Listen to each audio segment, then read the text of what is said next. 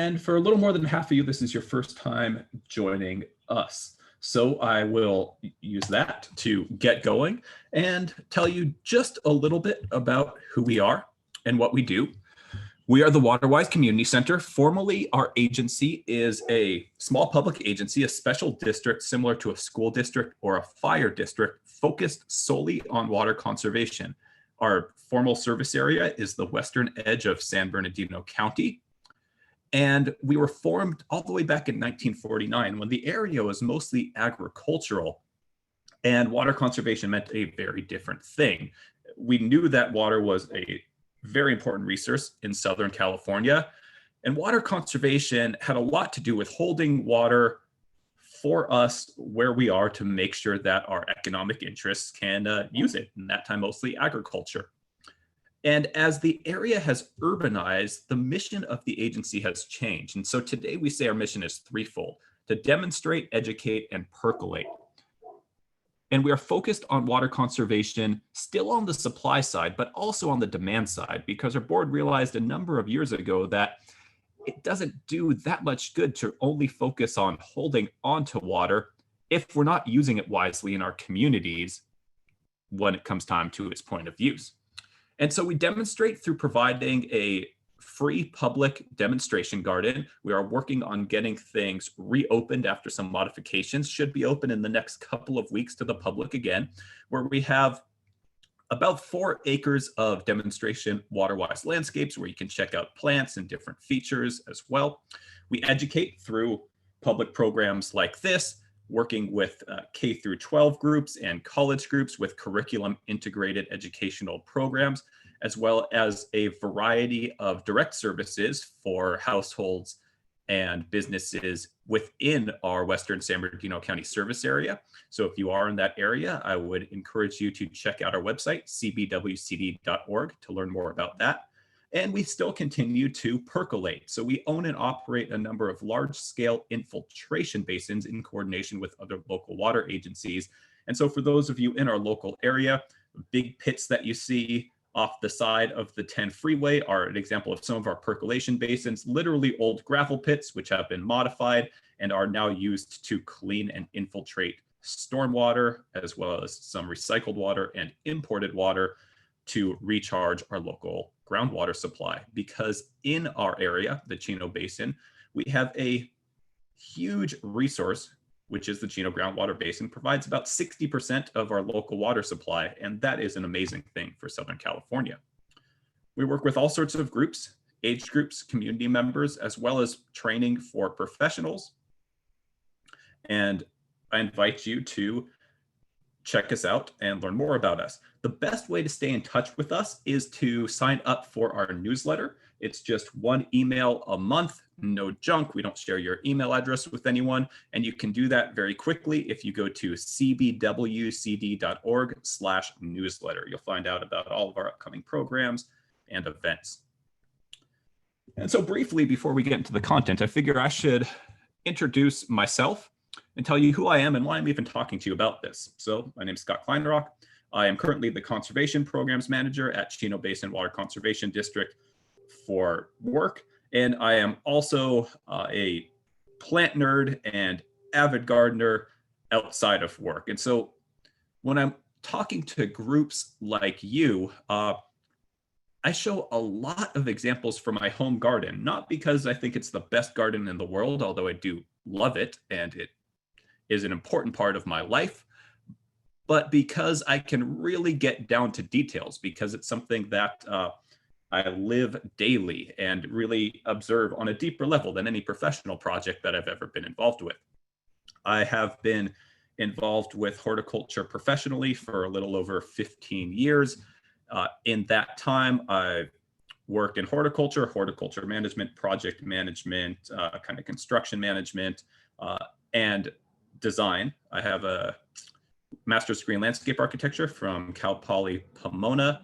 And before working with Chino Basin Water Conservation District, worked for quite a while in the public garden world. And with that, I want to tell you about my morning. I love teaching this class because I like to start it with just some pictures from my morning. So this morning I got up a little bit early and walked out my back door with my camera, because if you garden in this way, every morning will be spectacular in some sort of way. There's always going to be some sort of interesting thing happening with birds, pollinators, insects, plants changing throughout the season. Even as I'm talking right now, I just saw two hummingbirds courting in a native Western redbud tree right out the window that I'm looking over from my desk because I'm currently working from home.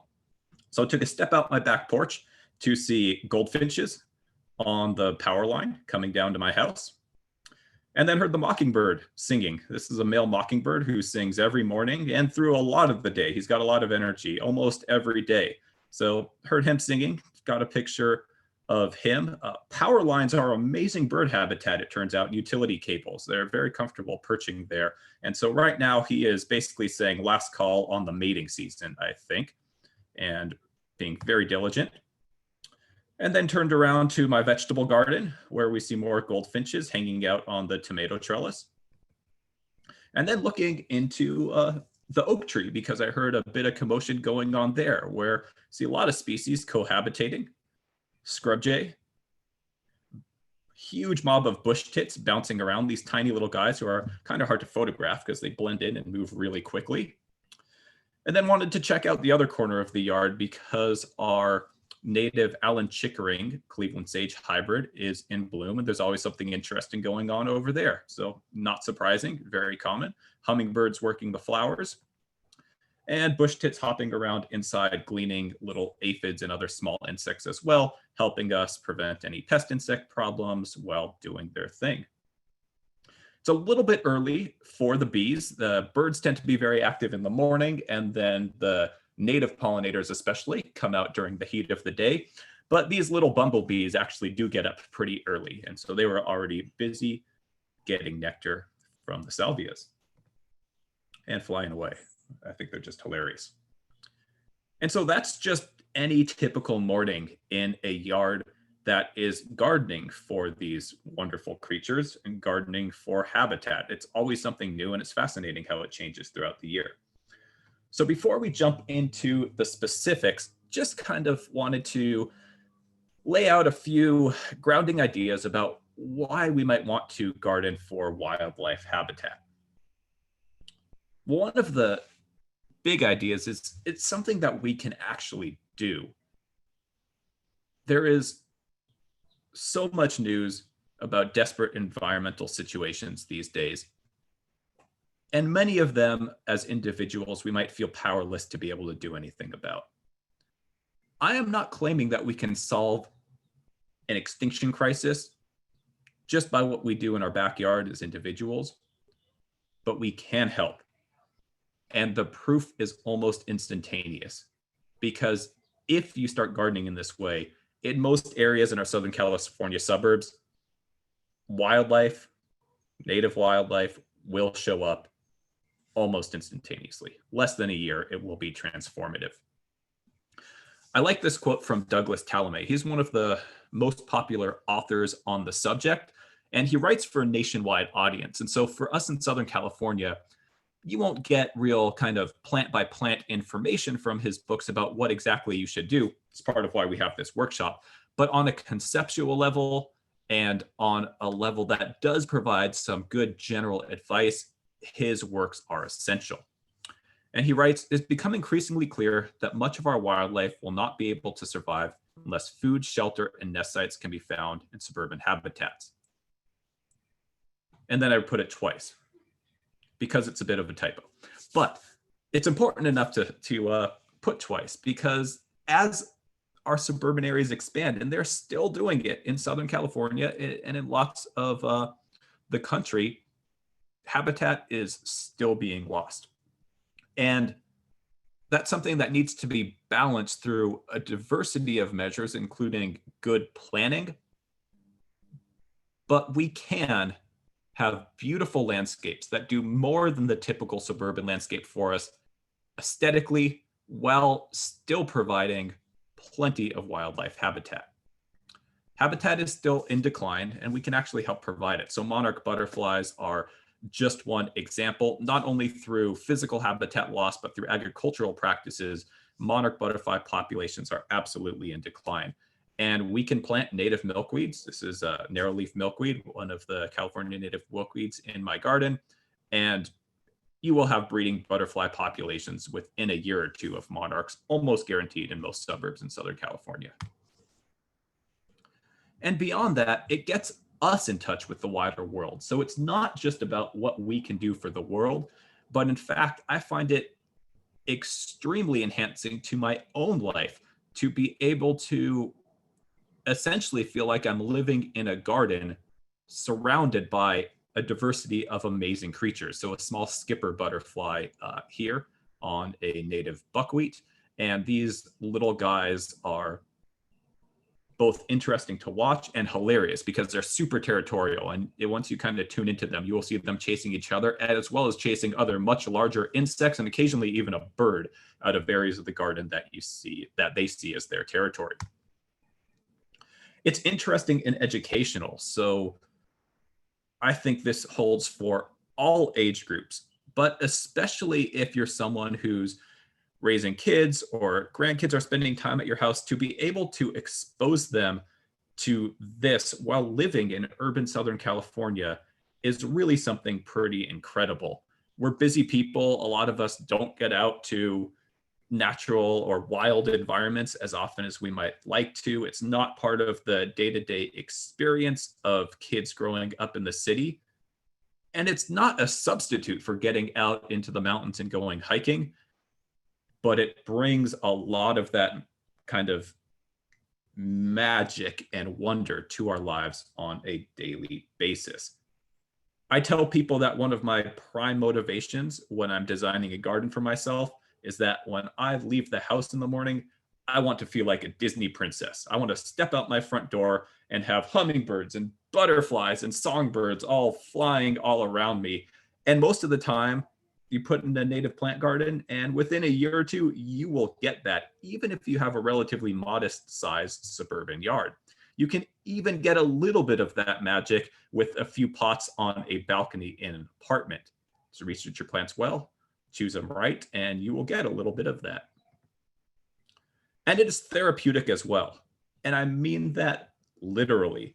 There's an increasing scope of academic research on the effects of exposure to nature and the wild world to human psychology. And one of the terms that's been coined from that is nature deficit disorder.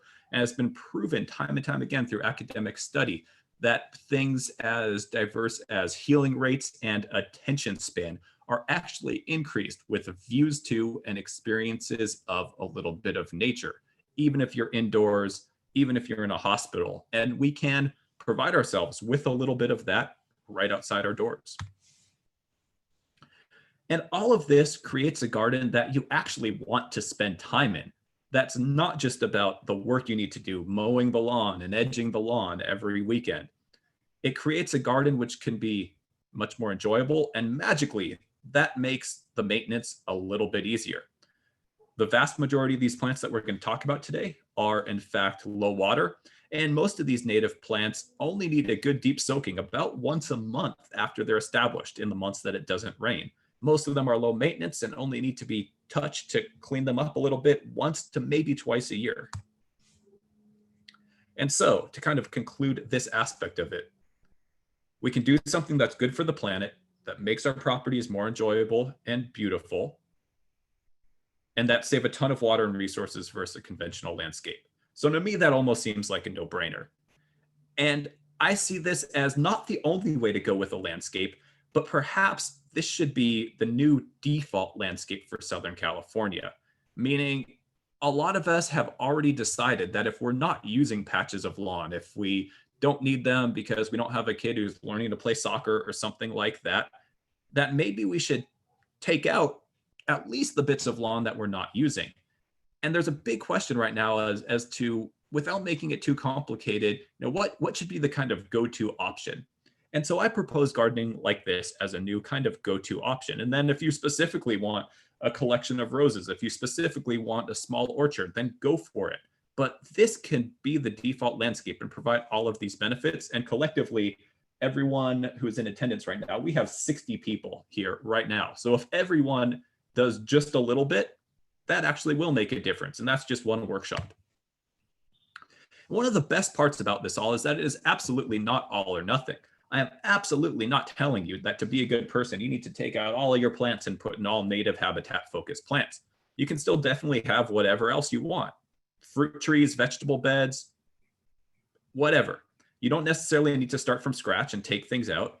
You can start a bit at a time and add plants or other elements over time if that's best for you. So here's another picture I took a couple of days ago in a section of my yard. I have fruit trees, vegetable gardens, edibles, all sorts of stuff. And then in the areas that I'm not doing something productive like that, that's the rest of that is filled with habitat plantings. So how doable is this really for someone who has not done this before? It truly is. If you build it, they will come. I have seen the craziest native pollinators 2 blocks from Union Station in downtown Los Angeles, thinking, where were these things that they could actually show up only a few years after a garden was built? But they will. Nature needs help in Southern California, but there are remnants that will just flock to any chance to get an ideal habitat. So this is my partner Kira and my backyard. A year and a half ago, we bought a fixer-upper in Pomona. Largely got the place because it had a weirdly shaped, huge trashed backyard with junk trees that were hazardous and to most people would be a liability, but we saw potential. But before we were even able to really get started on the backyard, we had some things like a bird bath that someone had given us, just propped up on a cinder block here to elevate it a little bit. And it was amazing. We could see this from our bedroom window. And even before we had any of the plants in, just a little bit of mulch, some weeds that had been cut down, and this bird bath. And things started showing up right away because fresh water is something that's in big demand for wildlife, and just providing that is an amazing way to get started.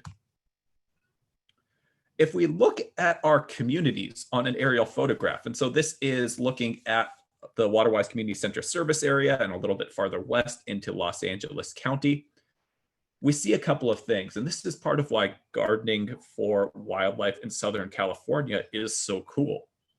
Because one, we know that we have a large urbanized area where that wildlife needs help. And when we put this kind of garden in, that stuff shows up. We have some things that will live full-time in our yards or in our neighborhoods. But beyond those nodes of habitat, there's also connectivity, which is needed, meaning we have these large stretches of wild areas in the San Gabriel Mountains, in this picture up here. And then to the south of the Waterwise Community Center service area, we have Chino Hills State Park, we have Prado Basin and wetlands, and our neighborhoods are in between.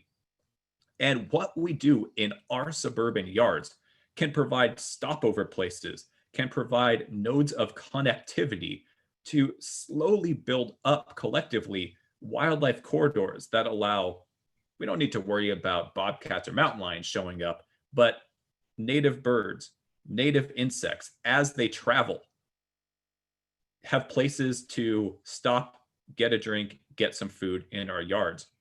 And then in addition to that, something that's been really noticeable the last couple of years, it sometimes varies, is, for example, in the spring, there's been large migration of sister butterflies that are moving from the desert north. However, coming through here, probably because of the San Gabriel Mountains, they're traveling east to west. And as they do that, if you have plants that support adult butterflies for their nectar in your yard, they will stop by and it will literally be like you're looking out into some sort of aquarium from your windows. Providing these nodes that help with this wildlife corridor connectivity really goes a long way towards how we can contribute overall to wildlife in our yards. And so just to zoom in a little bit more on the neighborhood level, collectively in our neighborhoods, every additional yard that embraces this style of gardening, and even just a portion of the area of their yard, adds another one of these little nodes. And so we can almost create mini connections and corridors that help maintain viable enough populations that things like breeding can occur to keep up genetic diversity. And so this is just an example showing a couple of nodes. This is the Waterwise Community Center where we have our demonstration plantings. This is my house. And currently, there's not a whole lot of native landscapes or habitat-based landscapes that I know about in between the two. And so this slide is also an invitation. If you are anywhere kind of near our service area, if you could email design@cbwcd.org with your cross streets, if you're doing any of this sort of gardening, or when you start, I would appreciate that, because I would love to be able to build this local little map over time that captures as many yards as possible doing this sort of stuff, to really let people know that their efforts are not alone and that collectively we can really make a difference with what we're doing. And so to get into the real principles as we transition into the part of the workshop where we're going to talk about how to actually do this, I want to talk a little bit about the difference between conventional gardening and what I refer to as ecological gardening. So with conventional gardening, the primary concern is just what it looks like. And the kind of ideal result of a lot of conventional gardening would be if we could have the full bloom of spring year round, and we do what we can to keep that in place as long as possible. If part of it is a lawn, we're out there every weekend or paying someone to come every week to essentially keep the lawn looking like it's paused in a photograph. It shouldn't ever get any taller, shouldn't ever go to seed. And essentially the garden is an outdoor decoration. And plants are ideally like sculptures. That idea that plants that don't really do anything for wildlife are kind of mostly like sculptures I got from Doug Calumet. So the question is, sculptures can be beautiful, but how many sculptures do you want in your yard versus things that actually do stuff for us and do stuff for the world? And so in conventional gardening, we manipulate the space to keep it as close to our narrow vision as possible. And changes and disturbances are most often a frustration that we just want to stomp out. And we have to work to eliminate them and get right back to the original idea. But ecological gardening is much more fun, much more exciting, and much easier.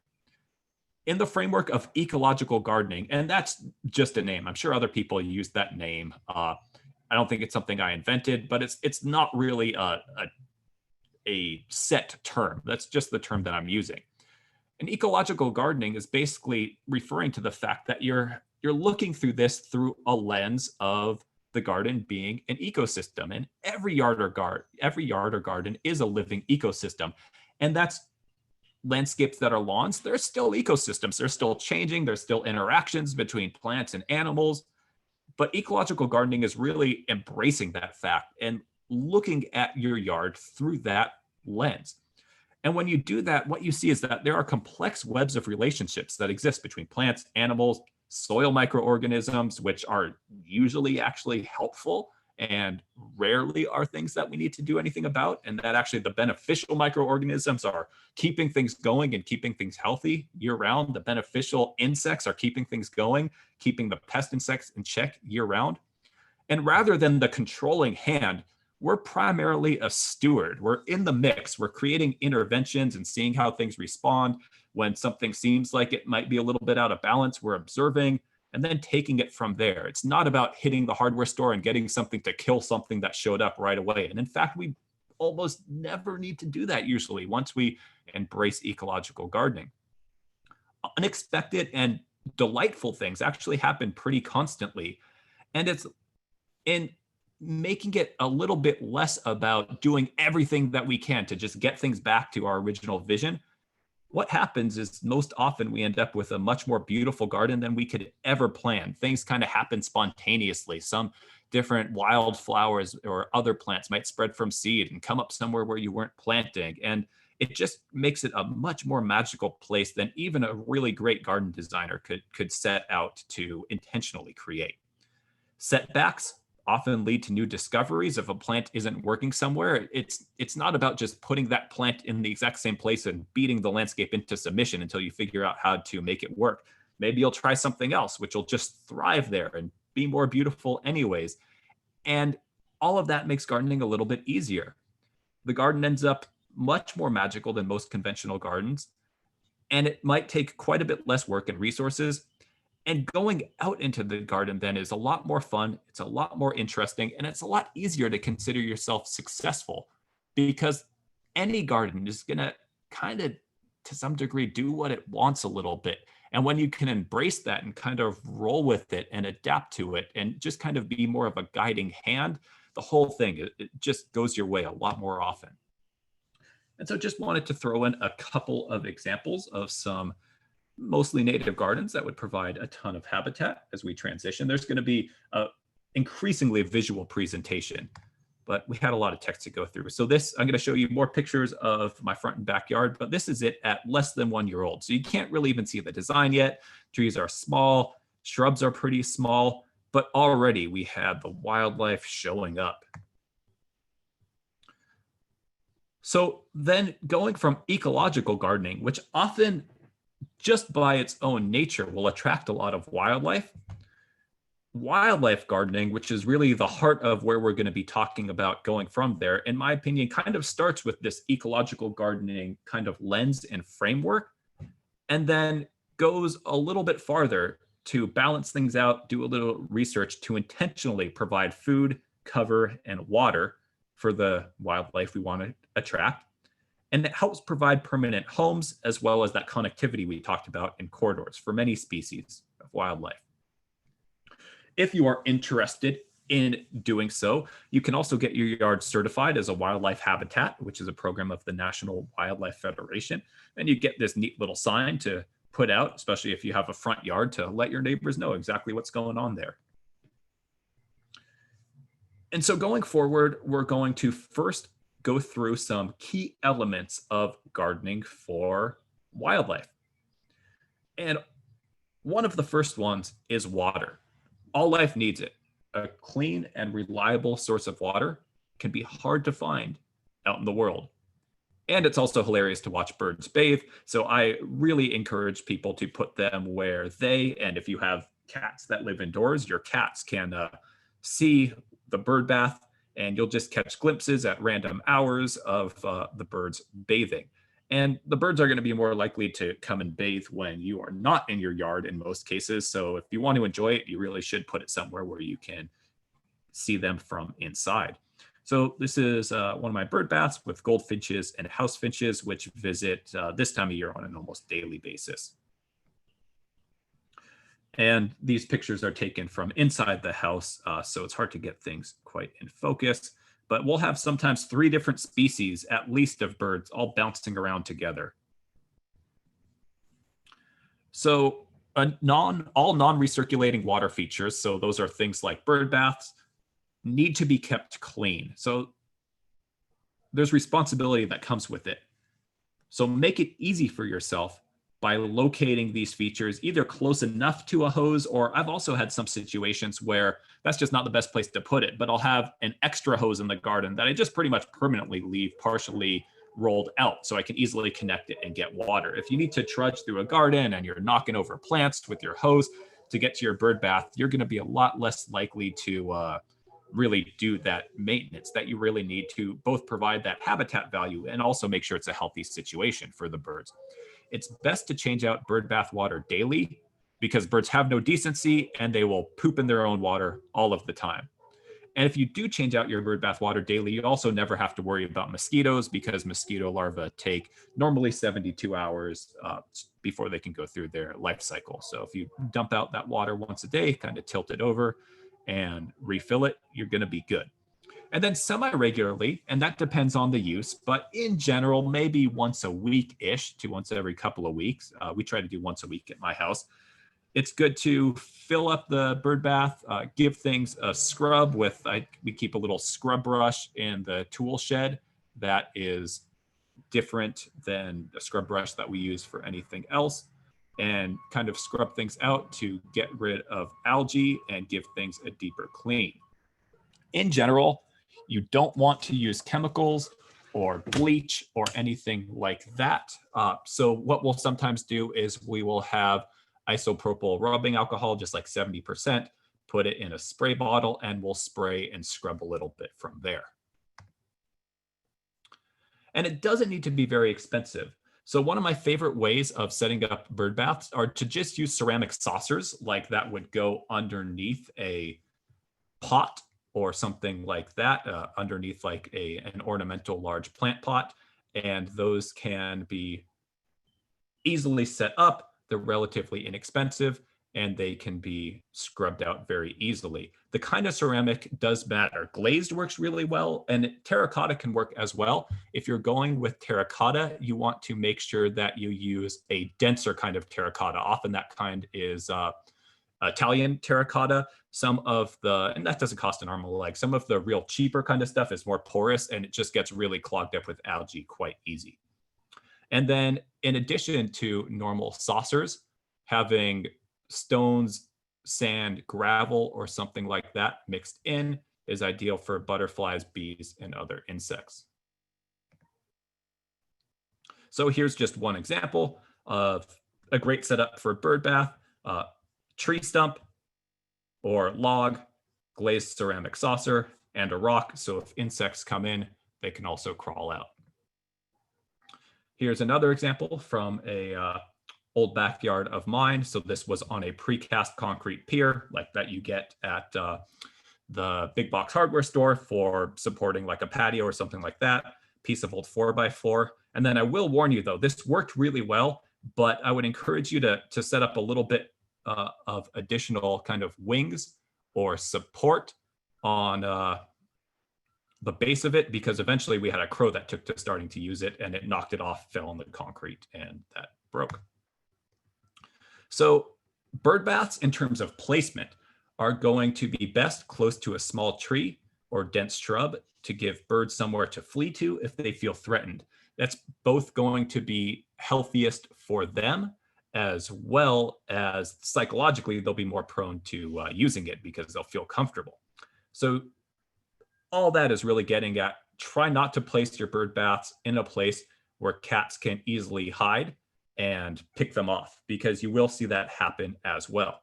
It's estimated that 2 to 4 million birds are killed every day by cats daily in the US. And that's not the cat's fault. Cats are naturally a predator with a high prey instinct, and they are really good survivors in the wild. Our native ecosystems did not evolve with that high of a density of small cats that are really good at catching birds. And so if you are interested in habitat gardening and you do have cats, I would encourage you to keep them indoors and set up great views for them so they can see and enjoy the wildlife from inside where it's safe. And I am a lover of cats. My partner and I have 4 rescue cats, but they stay indoors because it would just not be fair for the wildlife to let them go. 3 of them would be really efficient killers. 1 of them, I'm not quite sure, but we keep them all inside just to be safe. So in addition to bird baths, it's also ideal to provide a source of moving or recirculating water if you have space for both of them. And this can be pretty simple. You can get a relatively inexpensive fountain pump, and from the hardware store, you can get things that are like $25 to $35. You definitely want to get one with an adjustable flow. Some of the more inexpensive ones are, you're supposed to be able to just turn them. They can be really hard to calibrate because you need to have them sometimes very, very low, but a needle nose pliers is really useful to really kind of get things exactly how you want to set up on those adjustable flow pumps. And you can simply submerge that in a container, or if you want to get fancier, you can purchase pre-made plastic heavy-duty vaults that allow, for example, like a container to overflow into some stones, and then the pump is down there in a vault and it kind of recirculates. Mosquitoes can be an issue, even if there's recirculating water. So if you have a large enough water volume, mosquito fish are great. In many areas, they're available for free from your local vector control district. Or if that's not going to work, you can get at almost any hardware store a product that are called dunks or mosquito dunks. And they are little kind of patties that you put in that last for a while and eventually dissolve, that have a small amount of a natural extract from a bacteria, which disrupts the mosquito's life cycle, but is really benign for other wildlife. If it does come into contact with caterpillars, it can be detrimental. However, caterpillars aren't going to be hanging out in your water features, so you should be good. And so here is an example of early on in our garden. This is something that we set up quite quickly, and it's a galvanized trough, which we had actually scavenged from the backyard of a place we lived before. But you can actually, I've seen them recently at Home Depot, and you can definitely get them at other places like Tractor Supply Company. They're not super cheap. It might be $150 to $200 depending on the size. However, if you compare that to any other similar sized water feature, quite a bit less expensive to set up. And they also provide this whole habitat for aquatic plants and things like that. Fountain pump cost about $35. And then we just have an extension cord that comes up and out the back and then around to an outdoor outlet to keep it going, heavy duty outdoor extension cord. And with inside this, we have milk crates that are holding up the plant pots and intentionally providing little bits of gravel in some of the pots and stones so that birds can comfortably perch. Insects can perch as well and land and get some of that water safely. Because if we didn't have places for things to land, it'd be a lot harder for them to feel comfortable. And then we have mosquito fish, which we got for free from our local vector control district. And we have, when we put the mosquito fish in, we have had zero mosquito activity since then. It was almost like a switch was flipped. And before that, we did have a little bit, even with the recirculating water. And because we have plants and there's sometimes a little bit of algae and insects land, we don't feed the mosquito fish at all. They just completely take care of themselves. And it does really provide a whole different source of habitat. So one morning, we were wondering why the songbirds had suddenly got quiet, and out there was a Cooper's hawk. And we've seen a variety of other, sometimes hawks, sometimes mourning doves, sometimes scrub jays, but larger birds that a bird bath is sometimes really doesn't accommodate. This larger water feature really does a lot of good for.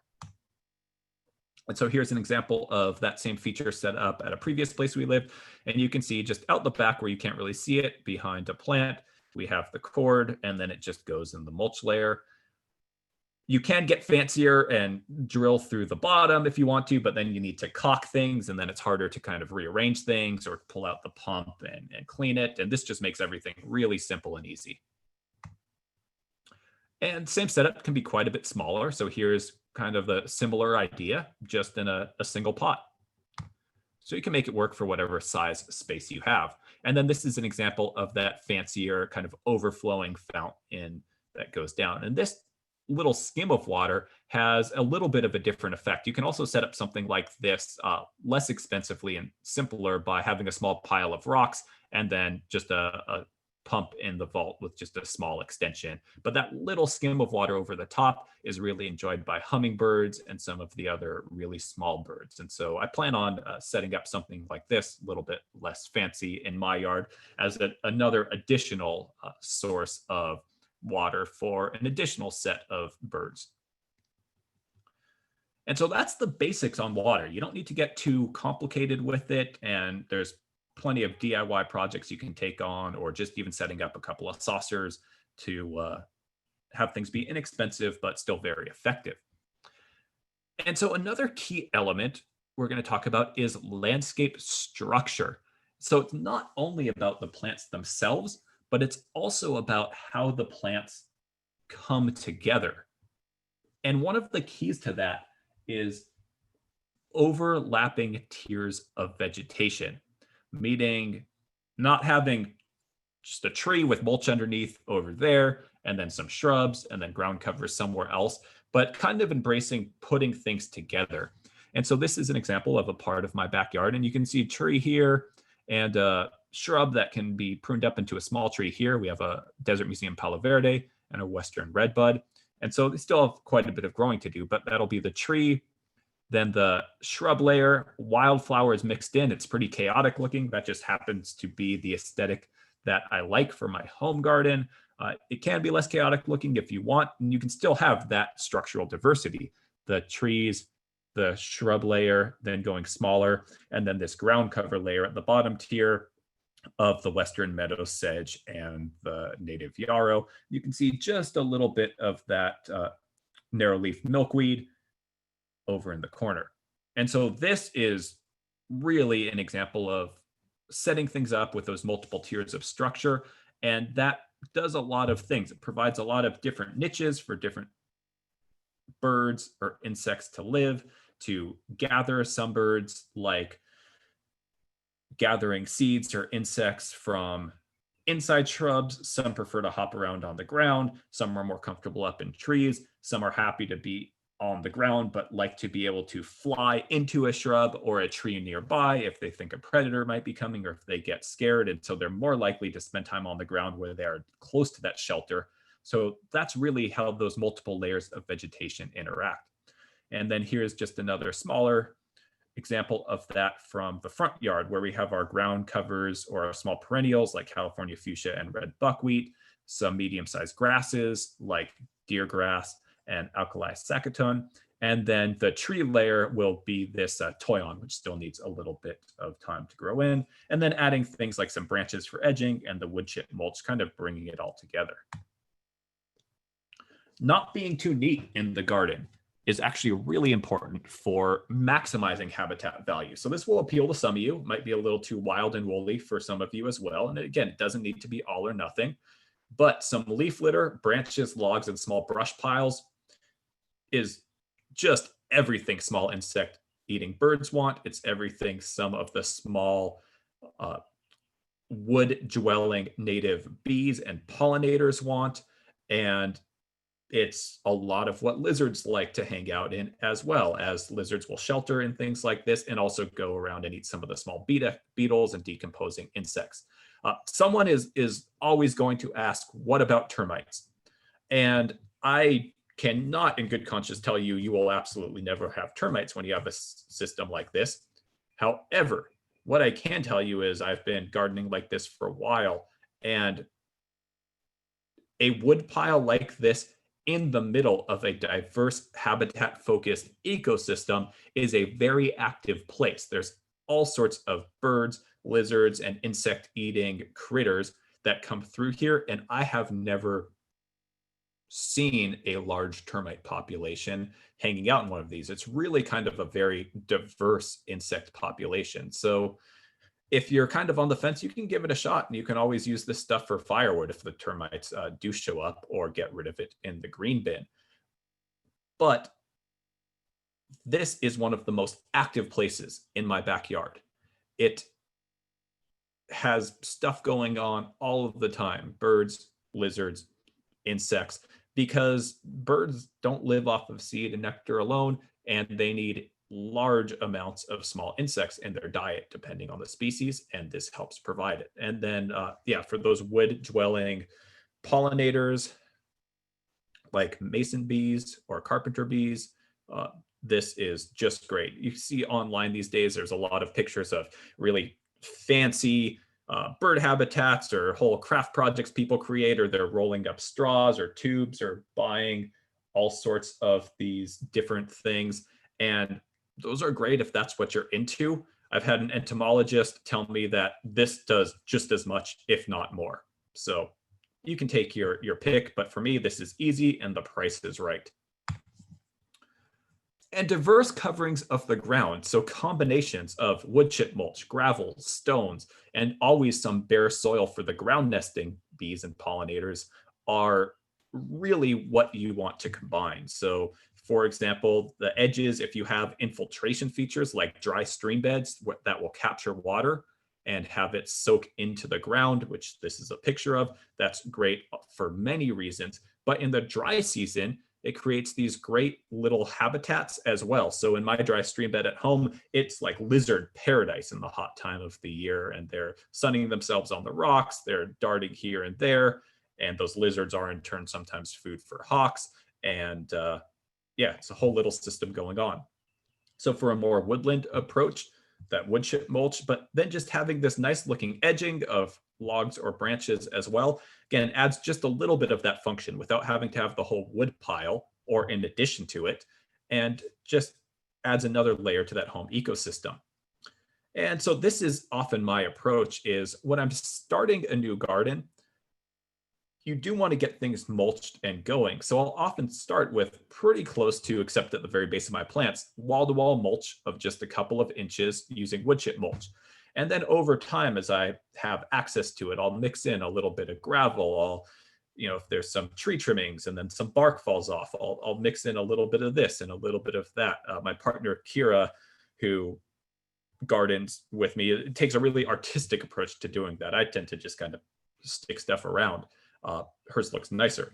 But doing that and kind of building that over time, it doesn't need to be all at once. And it could really just be a couple of minutes here or there. A lot of our gravel accumulates as we plant different things. And then as the gravel comes up, we kind of stack it here or there. That really adds a lot to the kind of micro scale dynamics of what's going on, providing these little different habitat niches. Here's just another example of that.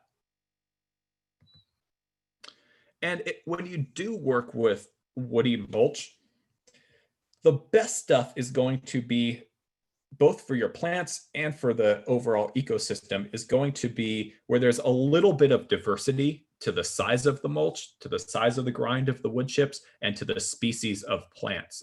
The stuff that's just all shredded redwood or cedar bark is not good for the ecosystem. The microorganisms don't decompose that very well. It lasts for a long time, but it kind of smothers the soil instead of building the soil, which in turn builds habitat for small critters, which in turn provides food for lizards and birds, and kind of building that whole system. And so here's another picture of that same meadow a little bit earlier on, but intentionally we worked with the stone and the pieces of broken concrete to build that diversity of what's going on. You will also have certain pollinators that will nest in the little cracks between gravels and rocks and things like that. Just a few more examples. And so, as an added bonus to all of that, overall, your insect population will increase. And so some people might think, well, do I want more insects? And the answer in general is, as long as it's a diversity of insects, yes. Because what happens is that a good number of the insects that creating this whole system will create are actually beneficial predator insects, which will eat things like the aphids that might be trying to grow on your fruit trees or tomatoes, or they'll eat the mosquitoes that are just everywhere in Southern California, it seems like these days. And in fact, in my yard, the more habitat we have, the fewer mosquitoes we have had as well. Because certain birds, we'll talk about specific species later, and lizards, they just love eating a lot of those little pest insects as well. But they need to eat well year round. And so having that diversity really good for the wildlife, and it's usually good for us and the rest of our gardens as well. And then beyond that, we can start to think about our actual plant choices. And we'll end this talk with going through plant by plant with my favorite plants for Southern California for habitat. Talk about why each one is cool. Plants can be chosen to provide seeds, fruits, leaves, or flowers with nectar and pollen.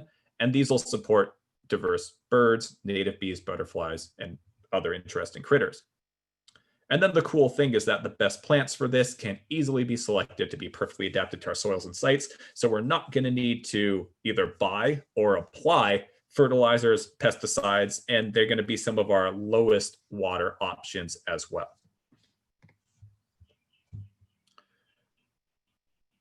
So in terms of shifting to start to think about that, we're going to talk a little bit about planning. And as we are about to transition from this and then get into going through lists of some different bird species, butterfly species, ending with plant species, I'm remembering something that I neglected to say at the beginning of this presentation, which is we are recording this and it will be posted on YouTube next week after some light editing, trimming off some of the beginning and the ending. So if you want to take notes, that's great. But all of these lists that we are going to go to, they will be both posted on YouTube, and you'll also be able to, by Tuesday, be able to download a PDF with all of these slides from our website.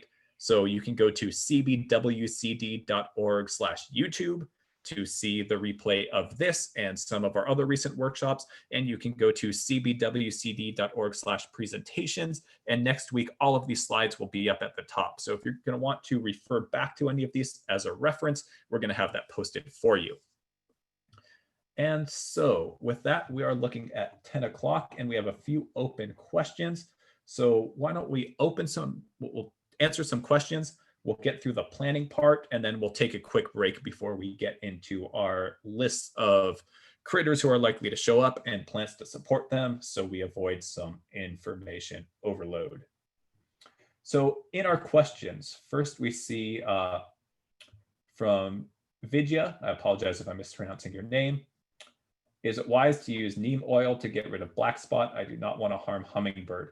Well, as long as you're not spraying the neem oil on the hummingbirds, you should be fine. However, neem oil does coat, and so neem oil can be detrimental for some beneficial insects.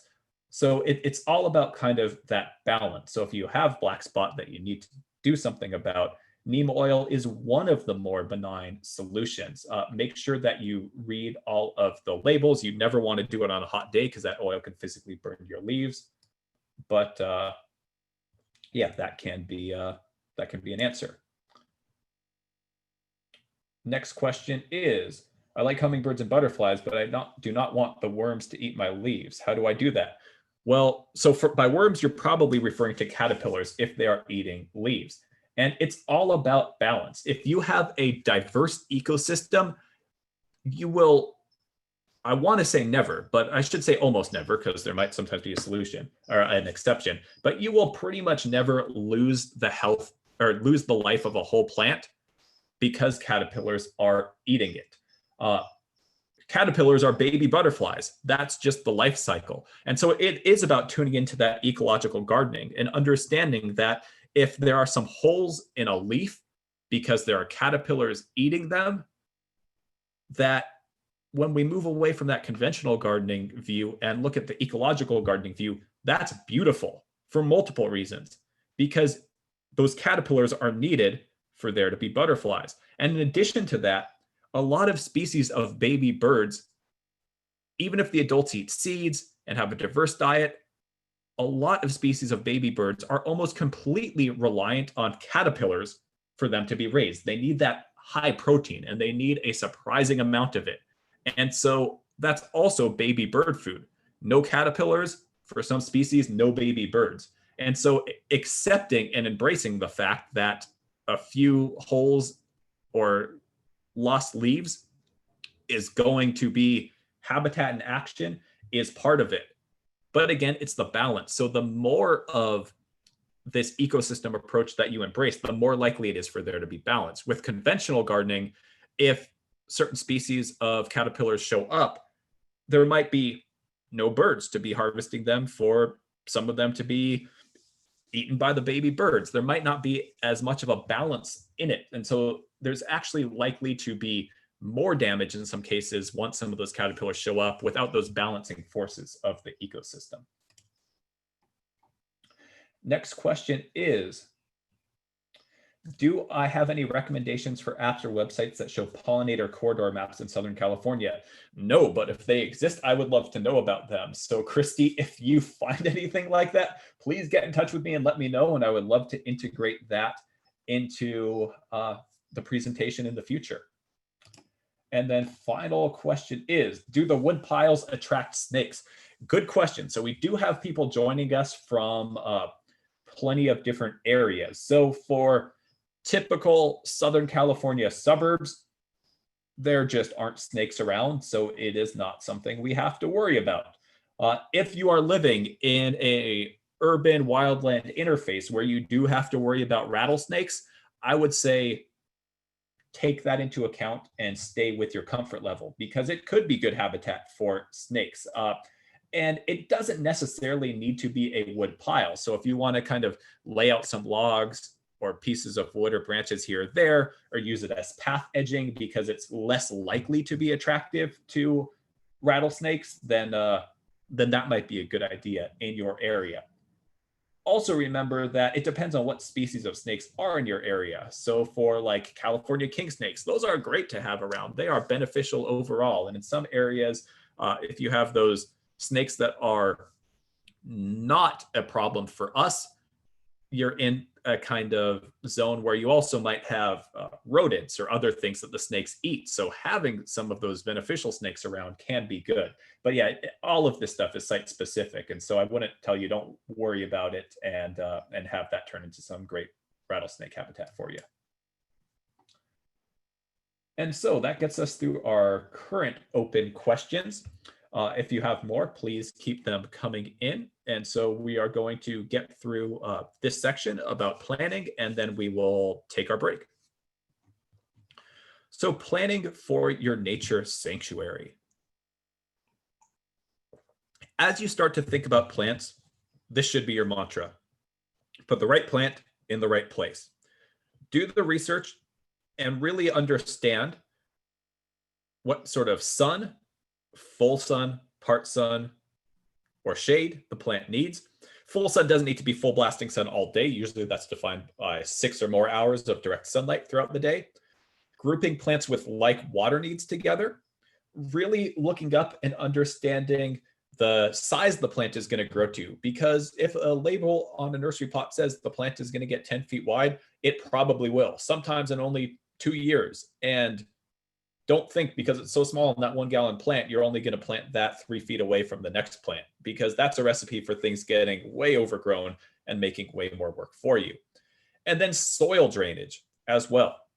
I'm not going to spend too much time talking about drainage, but the basis is that most California natives and water-wise plants want what's called well-drained soil. And that's generally defined by drainage. If you're doing a formal drainage test, as 2 or more inches per hour. Sometimes between 1 or 2, that's medium, you can be okay. If your drainage is less than 1 inch per hour, whether that's from, you might have clay soil or compaction, you have to be a little bit more careful on what you plant, but you have plenty of options. You just have to make sure that you're planting plants that are adapted to clay soil. We'll talk a little bit about some of those factors. If you want to understand more about drainage tests, and I encourage you to understand that, at cbwcd.org/presentations, we also have posted a California Native Landscape Design Guide. It's a small PDF that we created that you can download, and that runs you through doing a drainage test. I would say the kind of proper way. Most horticulture information on the internet overall is pretty decent, but I've seen a lot of drainage test recommendations that I just do not recommend, and drainage test results that just do not make any sense to me. I did some large scale projects where we really had to figure this out and worked with a consultant who is based in Southern California, but works internationally and is really an expert on soil science and setting up soil for horticulture. So my drainage test recommendations comes directly from the simple, easy to do protocols that he recommended when I was working on that project with him. So pretty confident in those. If you're starting with a small area in your yard and you're selecting the area that you're going to start to build your kind of habitat features in, especially the plants, it's going to be easiest to start with a sunny area. There's just more plants that do more for wildlife that require full sun for this area for us to start with. You can do it in the shade. You can do it in the sun and the shade. That's ideal because you have all those additional habitat niches. But if you're just starting with one small area, best to choose a sunny area if you have one. And for maximum impact when you're working with plants, the aim is to have a diversity of species in bloom, so a diversity of different plants in bloom, and also after the blooms, having seed or fruit available for as much of the year as possible. So as you're doing your research, you should be looking up as you're building your selection of plants you're going to be putting in. What time of year does it bloom? If you can, it's easy to find out what time of year things bloom. If you can find the information, like what time of year the fruit is available, and we'll talk about some of these things later on for the top plants, but be researching all of that, even going as far as to make some little charts to check. Do you have things bloom in spring, summer, fall, winter? But also remember to keep it maintainable for what's going to be maintainable for you. So if you're a beginning gardener, don't go overboard and put one each in of 100 different species. If you are an advanced gardener and trying to build a plant collection, go for it. We have on my yard about 225 species of native plants, species and cultivars of native plants. But we did it with a lot of care. And so within the species, sometimes we'll have closely related species to make sure that we still have a variety of things in bloom different times of year. We've kind of made sure that we've charted things out so we have stuff all the time. But for most people, for most small, medium-sized yards, if you're not someone who gardening is what you want to be your main hobby, you just want to have a nice yard that does something for the world, that's attractive and easy to maintain, you might have 12 to 15 or so well-chosen species for like a medium-sized front yard. And it can be even less. If that look doesn't appeal to you, it doesn't need to look wild. A lot of people like that semi-wild or naturalistic look, but in fact, large masses of carefully chosen plants can be even better for especially butterflies or small native bees, or sometimes even some of the songbirds, because they can spend a lot of energy having to go from plant to plant if they have to go here to there, here to there. And so if that's your aesthetic, then know that there are some benefits for a butterfly being able to go from plant to plant to plant to plant of the same plant that's good for supporting them, or the same for a small bee. And then having just enough of that diversity, that like 10, 12, 15 different plants well chosen, can still provide so much more habitat than a conventional yard. If you are going to be doing something like this picture, which I know appeals to a lot of people, it's not my style. You see there's all this kind of trimming to keep things neat and in shape like that. That does reduce the potential habitat value some, but this is still just miles and miles ahead of any sort of conventional yard in terms of what it does for the local ecology. We're not going to talk a whole lot about designy design, the visual aspects of putting plants together, or even the planning process. And there is a whole process for design, even design for this kind of landscaping, where you really want to look at your site, kind of do some site analysis, think about kind of all your little microclimates and how to capture water and things like that. And the reason why we're not going to talk about that much today is because, one, we need to keep it focused on the main topic, and two, because we've recently taught a couple of workshops that really focus on that are just the perfect complements for this, and they're posted online at cbwcd.org/YouTube. And so if you really want to kind of bring things together, and I would really encourage you to, because it's not really that much of an investment of your time for what you're going to get out of it, for the financial investment that you might make in buying the plants and doing the work, I would encourage you to check out two workshops that we have. One is our California Native Garden Design Workshop, and another one is the Favorite Plants for Inland Valley Landscapes Workshop. If you combine this with those two, you will really have a lot of great information to pull together a whole project in terms of the design part of it. We will talk about a lot of the same plants that we are going to talk about today for their habitat value. We talked about in that Favorite Plants for Inland Valley Landscapes, but in that we talked a little bit more about the placement of the plants, kind of the aesthetics, other aspects of it. And today we're going to talk more about the habitat. So you combine all of that information, you combine the kind of planning stuff that we talked about in the native garden design class, and it really all starts to come together. And then just one note about some of, I think, the easiest ways to get started in terms of finding room in your yard for doing this wildlife gardening is something that I call a habitat hedge. And I apologize that I don't have great pictures of exactly what I'm talking about, because I feel like 2 years ago, I finally settled at a house where I'm going to be living for quite a long time, purchased my first house, and I'm very excited to be able to kind of live somewhere where the garden can fully grow in. But these diverse habitat hedges, which because of the high diversity in a small amount of space, really are usually not found in commercial landscapes. And so kind of past projects I've done like that are really mostly directly adapted to residential landscapes. And so, hello, I'm back. I apologize. We had a quick technical glitch, meaning that I have a whole tangle of cables, and the power cable for my laptop came undone, and I just lost my power, but it is back now. So I apologize for that. I believe that people can hear me now, so I will get going again. Let's see, making sure, yep, we still have our participants. Okay, let's go. So I was just talking about habitat hedges and apologizing for not having great pictures of them. So I want to tell you about the concept and show you the one I just planted. And when I teach this workshop 2 years from now, I'll have it together. Habitat hedge is, again, this is another thing where that's just what I call it.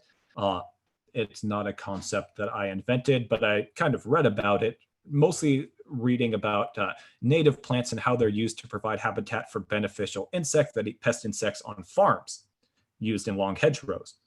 And I thought that that would be really great for suburban backyards, because oftentimes people will have maybe a long wood fence like this, maybe a cinder block wall that's not that beautiful. And there's this whole perimeter of the landscape where you might have 4, 5, 6 feet that you can plant out from that entire perimeter, and both have a beautiful green wall that has diverse flowers or fruits or berries or other aesthetic things throughout different times of the year. You might be able to let things get a little bit taller than your fence and block views and provide your house with a little more privacy.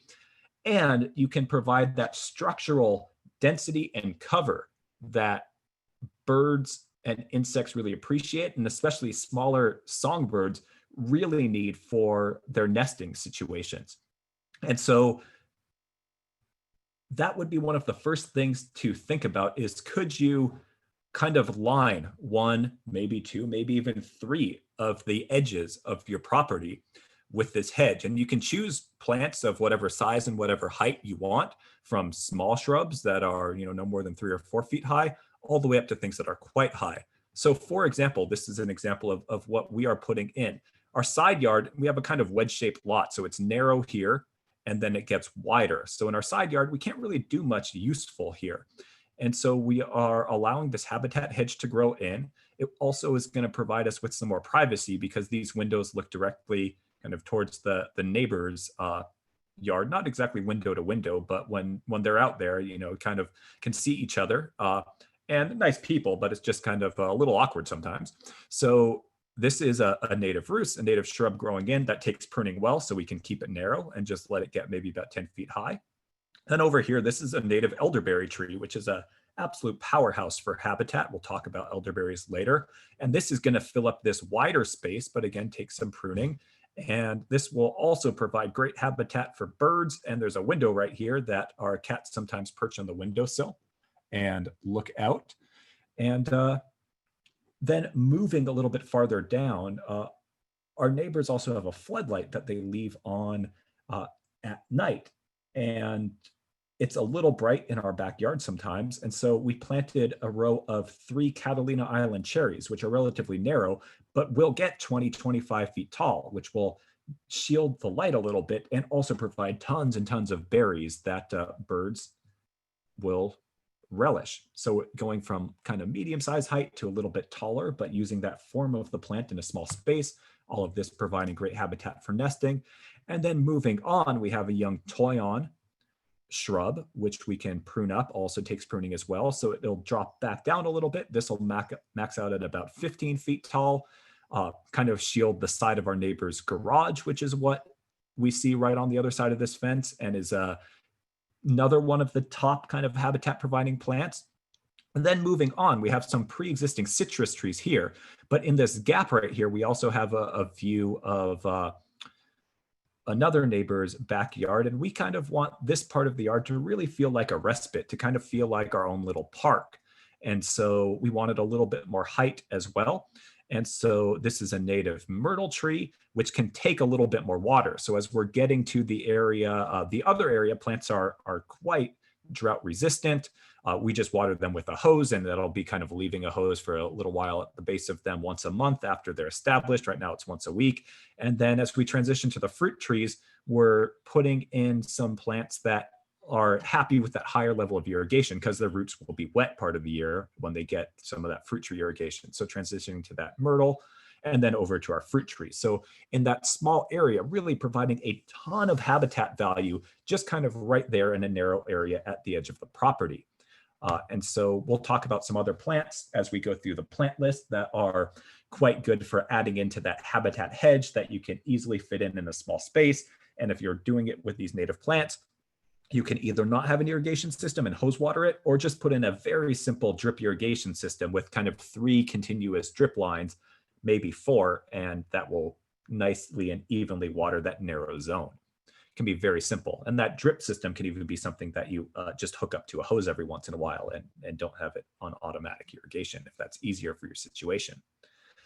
And then again, reflecting on flowering year round and researching, especially for the fall and winter. There's a ton of stuff that blooms in the spring, early summer, but as you get to the fall and winter, that's really where you can help kind of enhance that year round. And so here's just a picture from the garden at the Los Angeles County Natural History Museum, and has some great late summer into fall bloomers, California goldenrod, California aster, and coyote brush. So some notes on garden care. You don't need to be too neat. In fact, not being too neat in your garden is a benefit to the wildlife value for your garden. And that's perfect for me because I'm just naturally not very neat of a person. So now I'm not just being sloppy or lazy, I'm aiding the wildlife.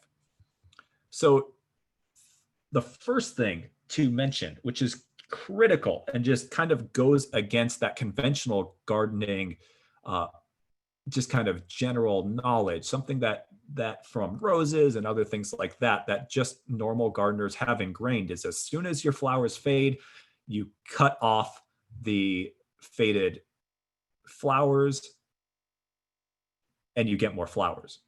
And on some species that's true, on some species that's not as true. However, then you never get seeds, and seeds are bird food. And so one of the keys for habitat gardening is not deadheading faded flowers too quickly, actually letting seeds develop. There's very few species where you want to do deadheading because if they develop seeds, they might not live as long, but that's really, really the exception. Like if you specifically learned that, really, really the exception. Let those seeds develop. And if you're tuning into those more seasonal approach, that not trying to have that picture of spring year round, a lot of those seed heads are actually quite beautiful as well. And people never even realize what things will look like because they cut them off too quickly. And then eventually you will do some seasonal cleanup after the seeds develop to cut things back, re-stimulate growth.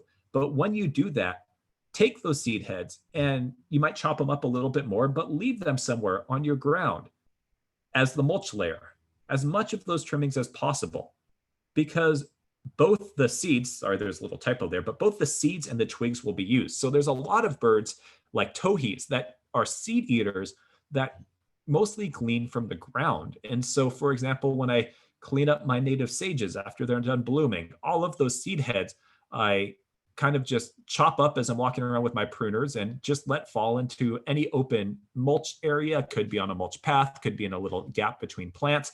And then the towhees will come, and for months, we'll see them just kind of picking through those seeds.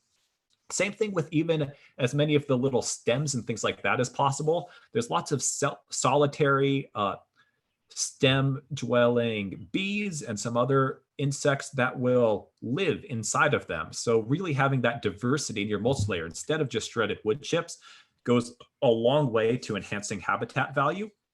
And as well, over time, it looks natural and it makes it so you don't need to bring in new wood chips as much as possible. Usually by the time the plants grow in, and I kind of doing that chop and drop mulching is what sometimes it's referred to. It's really only a little bit every once in a while for pathways where we actually might bring in new mulch. It's not kind of bringing in tons and tons of mulch for the whole yard and needing to either buy it or work with a tree trimmer or somehow transport it and have the big pile in the driveway. Just kind of happens a little bit at a time. And the value of the stuff that you're creating in your own garden to the mulch layer is going to be really go beyond anything that you could buy and bring in. So in that not being too neat, here's an example. And again, this is young in our garden, so you can't really see the design yet, but we had some wildflowers. These are old Clarkias that have dried out and gone to seed. We had scattered some wildflower seed just between the young plants that were growing in because at the beginning of the season, it was really bare. This is the first season that we had things. And so instead of just mulch, scattered out some wildflower seed. And true, as a picture This is not very attractive. That is absolutely the case. When the light catches it at certain times of the day, it does have its own charm. However, those become bird feeders for goldfinches. And so this is absolutely something I want in my garden. So I will absolutely accept this because I know it comes with this. And if that gets pulled out as soon as the flowers fade, this doesn't happen. And goldfinches are particularly hilarious because they're very lightweight. And so they will crawl to the very tips of stems and pick out the seeds, and they'll be kind of bouncing and swaying all over the place. And they're just a pleasure to have around. And so this is an example of a butylon, a native desert shrub. And so you can see these are the faded, you can see the brown seed heads, but this is an example of a plant that's still charming before it gets cut back while it's still developing its seeds, has its own little aesthetic to it. And so when you do cut things back, just finding a place to lay them down and add them to the mulch layer, and critters will come around for it. And so with that, it is 10:30. I am going to pull up the question panel. It's 10:27. Pull up the question panel, see if we've had any new questions come in, and then we will take our break, and then we will get back, starting with going through birds that are likely to show up in your backyard and some cool information about them, what they eat, what they do, that will help you understand how to provide for their needs. So question that came in from Christy. Hedgerows usually grow near farmland that provides food in order to help pollinate the fields. Do you recommend planting a habitat hedge near a backyard home edible garden? Absolutely. There's going to be a lot of benefits. Pollinators are part of it, but even more than pollinators, perhaps, you will attract beneficial insects. A lot of these native plants that would go into the hedgerow when they are blooming provide really good nectar sources for beneficial insects, including lady beetles or ladybugs and parasitic wasps. And parasitic wasps are something that we should embrace. They're not something to be afraid of. They are tiny, almost hard to see with the naked eye. If you're looking at flowering plants, especially some of our native plants, and you almost see these tiny specks moving around, those very well might be parasitic wasps. They can't sting us, they can't bite us, they can't get through our skin, but they're a parasitic wasp because what they do is they land on pest insects like aphids. Some of them scale, and they lay their eggs actually in those pest insects, which would be on our fruit trees or on our vegetables. And that's just their life cycle. Those eggs hatch and they eat their way out, killing the aphids, killing the scale, killing the pest insects. And so when you integrate these native plants, whether it's individual plantings or a habitat hedge near your home edible gardens, and in terms of most of our suburban backyards, it doesn't even necessarily need to be right next to your vegetable garden. I mean, even just having it in the proximity, or for a lot of our yards, even just in the same yard, will provide that habitat. So sometimes, if you can have that closer proximity, great. But if not, you're still going to get the benefits. That will basically create a war zone constantly where there are all these other beneficial insects that are keeping your pest insect populations in check, which will mean that you have to do a lot less for your edible gardens. Might not mean that you never have to do anything, but for the most part, in my backyard edible gardens, I rarely, if ever, have to do anything more than occasionally, if there's like a little too many aphids or a little too much scale on something, I'll get out with a hose and a high pressure water nozzle and kind of blast things off to then kind of do a little bit of reset. And usually after that, the beneficials are able to do a lot. Working with pesticides or insecticides, even a lot of the organic insecticides, are still detrimental for those beneficial insects. And what happens is that in most cases, the pest populations are able to rebound faster than the populations of beneficial insects. So working with this ecosystem sort of approach is really, really beneficial. I actually first came to native plants through edible gardening and urban agriculture and trying to understand the most efficient ways of doing integrated pest management. And so some of my first exposure to native plants was reading about the use of native hedgerows on farms. And from there, kind of started working with it, and really over time started focusing more and more on native plants and the benefits of working with native plants. partially because I fell in love with it, and partially because it is actually much more accessible for most people as something that we can be successful with in terms of filling up most of our yards with this great style of gardening, because most of us just don't have the time to do wall-to-wall vegetable gardening, even if we wanted to. And so by having a few vegetable beds, a few fruit trees, and a whole bunch of just really dynamic ecological native landscape, we can have just yards that are a pleasure to be in, and all of it kind of works together to make it least amount of work as possible for us, the gardeners. What we'll do now, just to kind of lay things out, is that we will talk a little bit about some of the critters who are likely to show up if you are living in Southern California to a garden that has these habitat features. We're going to start with birds. We'll also talk about top species of butterflies and pollinators that you might see. And this is really just the beginning. And this is stuff that kind of you will learn over time if you start doing this. So some people just enjoy the birds kind of coming and going. Some people want to learn the names of the species and what they do. I find for me personally that I like to learn the identification and the names, not because I want to say, I know this stuff or I spotted that bird. But once I have kind of those categories and that information to relate it to, I start to then be able to tune in and enjoy things on an even deeper level. So once I can identify, for example, the birds, then I start to tune into what seasons they're coming and going, who's showing up when, just the little differences that are kind of always little exciting things changing throughout the year in the garden. So we're going to quickly go through the 20 of the most common backyard birds in Southern California.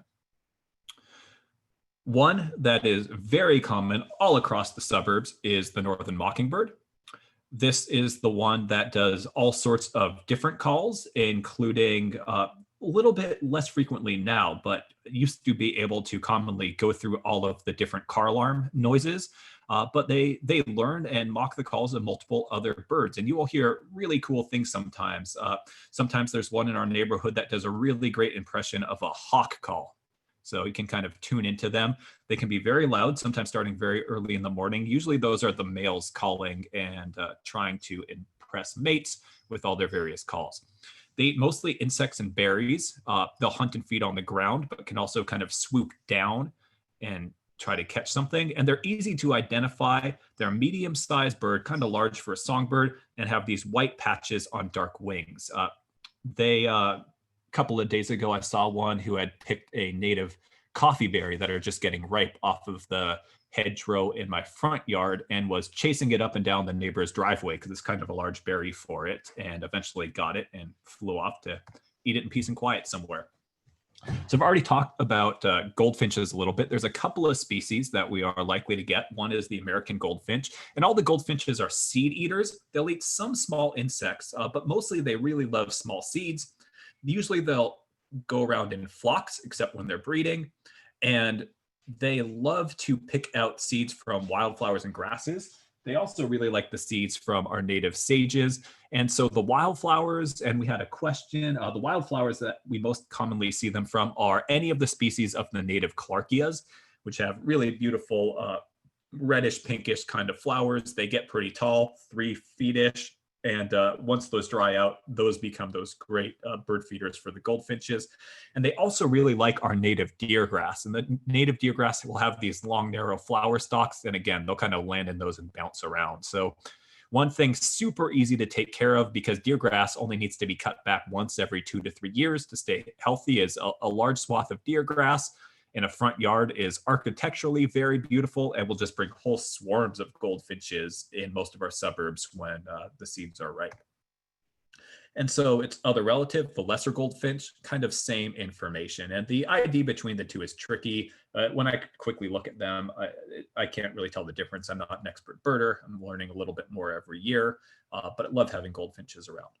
You'll often see goldfinches hanging out at the same time, sometimes feeding in groups with on the ground, sometimes in bird baths with housefinches.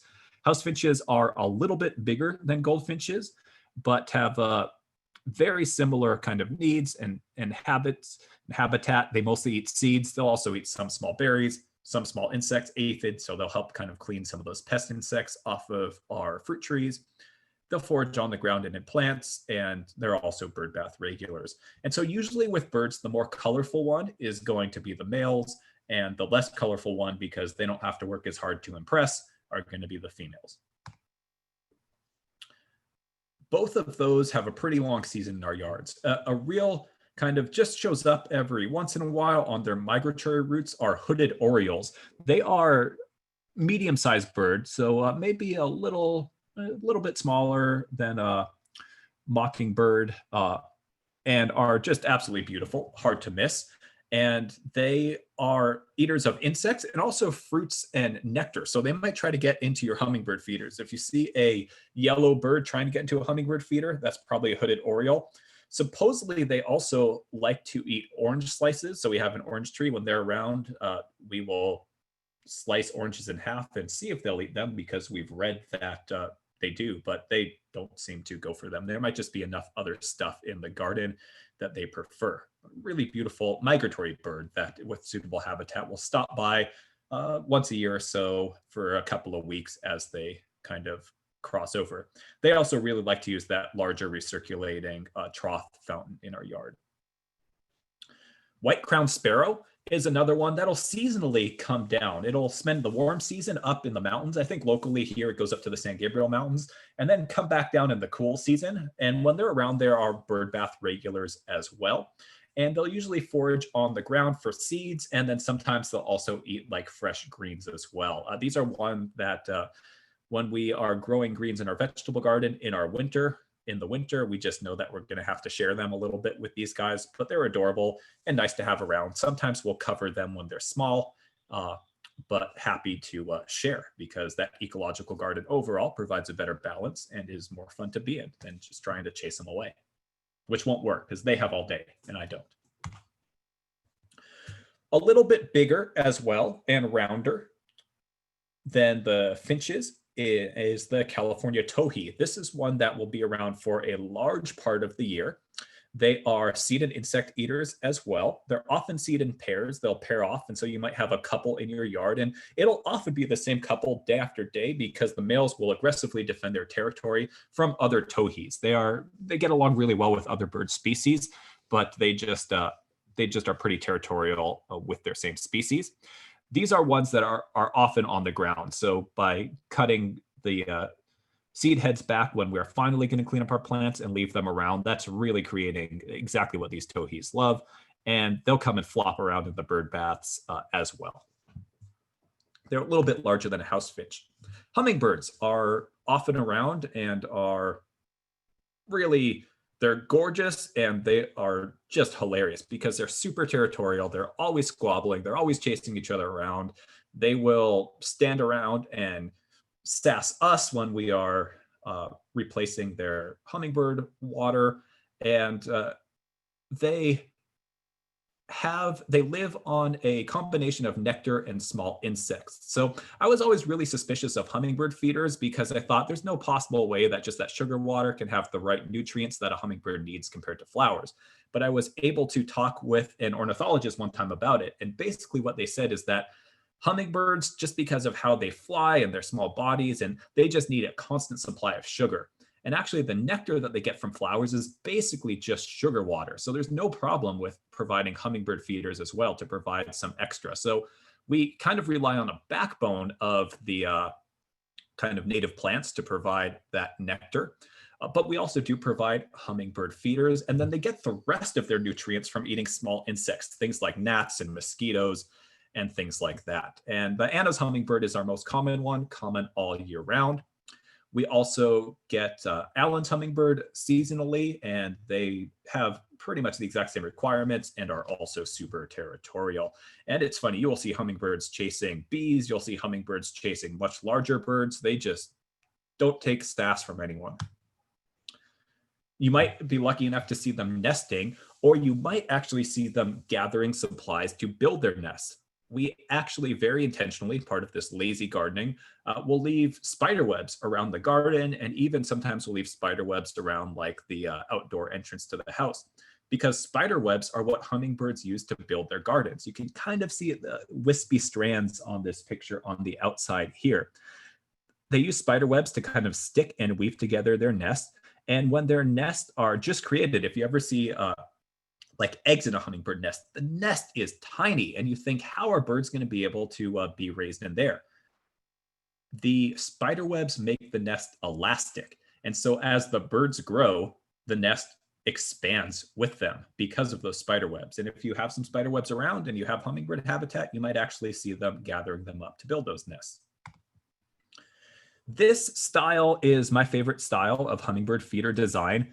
If you are going to have hummingbird feeders, it is important to keep them immaculately clean, because that sugar water grows bacteria and mold extremely quickly as well. I mean, every couple of days in the summer, you really need to keep things changed out.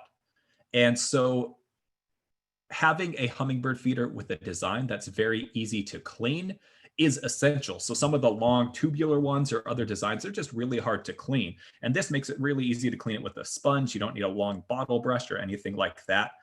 It is much better to just not have a hummingbird feeder than to have a hummingbird feeder and not keep it clean. You need to keep it safe for the birds. If you're not the kind of person to do this, don't use hummingbird feeders. I'm not the kind of person to keep up with that. My partner Kira is, and so she's the one who takes care of the hummingbird feeders, and that's the only reason why we have them. I just am not responsible enough. Another common, especially seasonally, guy in our gardens are bush tits. And these birds are tiny, and often they'll fly around in big flocks. They mostly eat tiny insects, a few berries and seeds, but it's very common for you to see a whole bunch of them fly into a shrub or a tree. They'll be all over the place eating tiny little insects. They're great for helping keeping our vegetable gardens clean of things like aphids. And then all of a sudden they'll finish up, and then the whole flock will fly off somewhere else. And they have these tiny little peeps that they make. They're really just a pleasure to have around. If you have oak trees in your backyard or in your neighborhood, you might be lucky enough to get an oak titmouse or a few of them, and they rely on insects, nuts, and seeds. They're quite small and somehow manage to eat acorns, which is kind of cool. You'll see them foraging in trees for seeds and insects. I like their little kind of almost mohawk things that they have. So that's the easy way to tell them apart from the bush tit. Bush tit is kind of a saucer-shaped little dude, and then the oak titmouse has that little point on its head. Also have ravens and crows. So these are very common all over the suburbs or in urban areas. They're scavengers. They can live off of anything. They're plenty happy to eat trash, but they are super, super intelligent. They are actually totally amazing creatures. They look very similar. They might come around. Things might get kind of quiet with the other birds when they do come around. They will come around for larger bird baths as well. Sometimes you'll see them washing off things in bird baths before they eat them. The raven is the larger one. Oftentimes ravens will be paired up, and when they're in flight, their tail feathers are shield-shaped is how you can most easily identify them. The American crow is the other common one, kind of a cousin of the ravens, you could say. And that's a little bit smaller. Oftentimes they'll be in larger groups, and their tail feathers have a fan shape when you see them. Another common bird you might get is California or western scrub jay.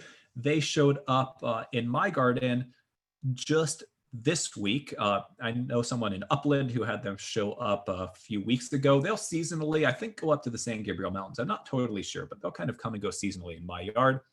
And what they eat changes on the season. They eat a lot of insects in the summer, and a lot of acorns and seeds in the winter, some berries, and you'll see them on the ground and in trees. They're kind of medium sized, beautiful, beautiful blue plumage, very coarse, loud call. One of my favorites is the black phoebe. They will be around much, if not all year, in a garden, and they are insect eaters. So they're pretty small, larger than goldfinches, but pretty small. And because they are insect eaters, they most often hunt in the air. They are aerial acrobats. They catch all sizes of insects from grasshoppers on down. You might see them just furiously chasing prey. Sometimes you'll see one chasing a butterfly, and they'll be doing all these aerial maneuvers because butterflies have that kind of weird flight path. They can actually hover almost like hummingbirds, which is absolutely amazing to see. We have a mortared rock wall at the edge of our yard. I think it must have been like a passion project from the original owner of the house. And there's little spiders and other things that live in there. And we'll see our phoebes kind of hovering there, eating little insects out of the crevices in the rock wall. They are really cool to have around. And if you put like a few branches, maybe talking about things like 4 or 6 inches in diameter.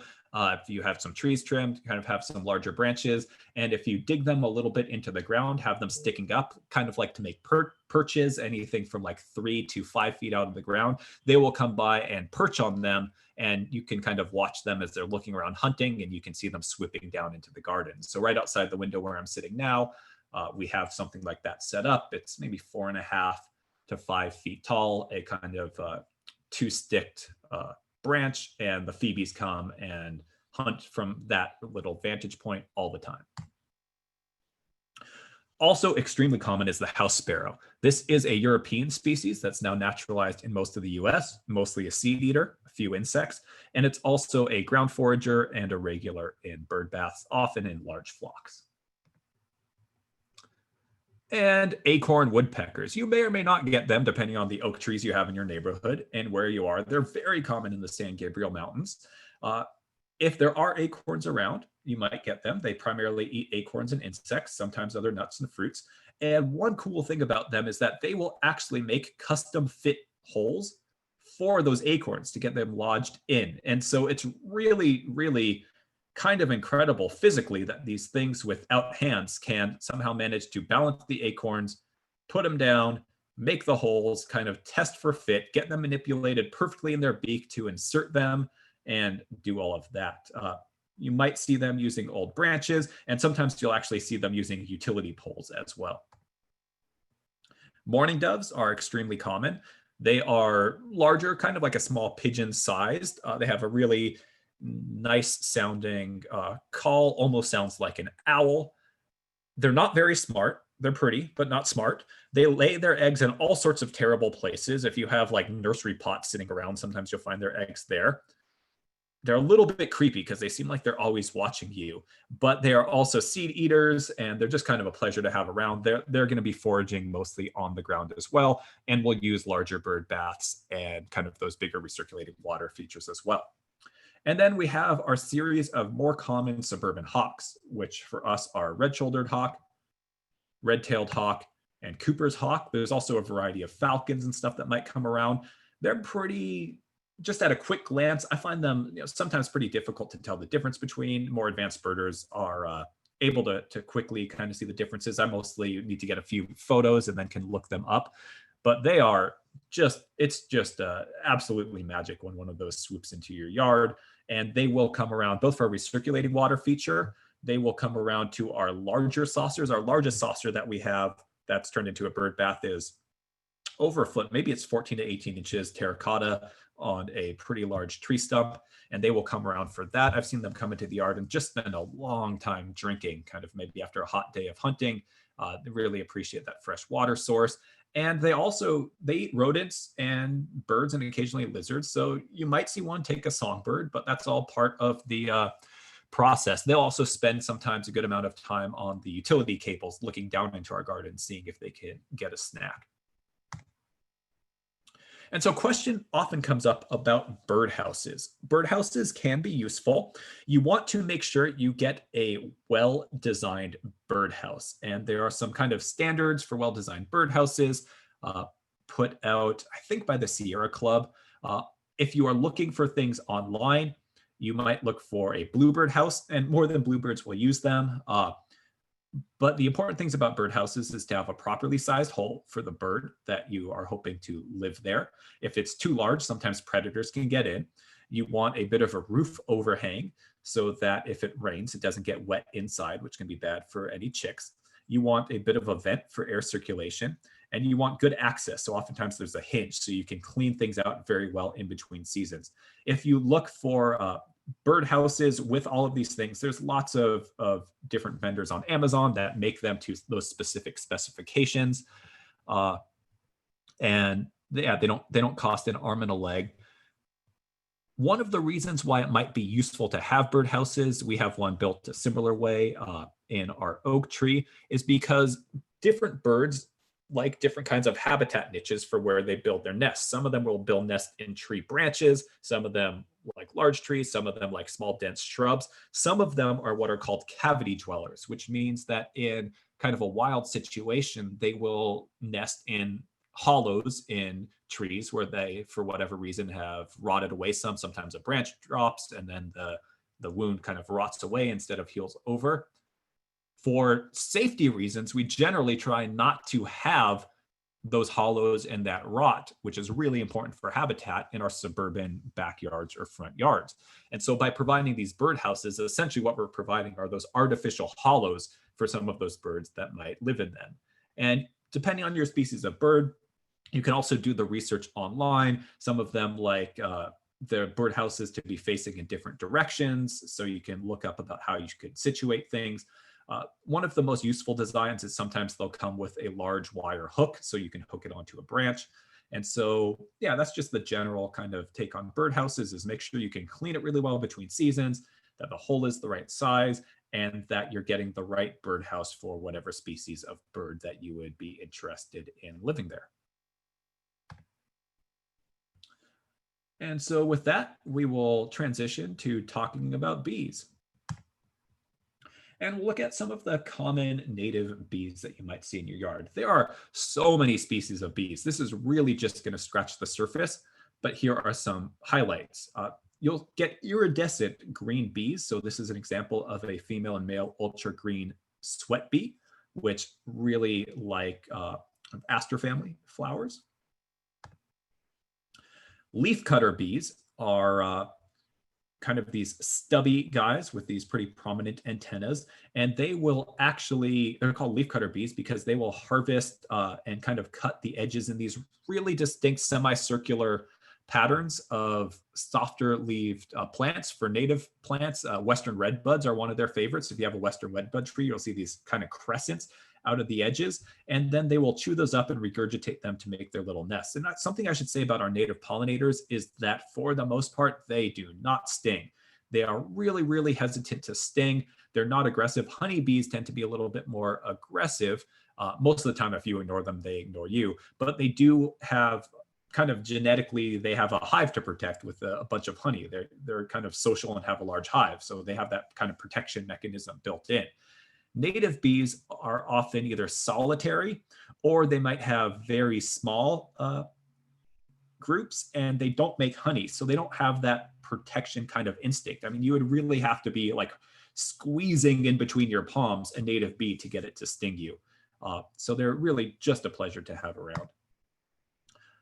Digger bees are one that has a special adaptation to tiny manzanita flowers, and they are solitary ground dwellers. So that patch or two of bare soil that I mentioned, that's kind of essential if you want these ground dwelling bees. If you're someone who is just an obsessive mulcher, for some of the smaller ground dwelling bees, even just like a flower pot with soil that's left out in a sunny area can sometimes be just fine for supporting them because they don't have huge colonies or anything. And if you see these little holes, you'll know that you have ground dwelling bees in them. California carpenter bees, these are the really large ones. And they go for a lot of different things. You'll see them on native sages, blackberries, they especially like, and a variety of other things. And then bumblebees, which are kind of, they're smaller than carpenter bees, but they're still quite chubby. Showed you a picture of one of them in my garden at the beginning. And they'll go to lots of different flowers.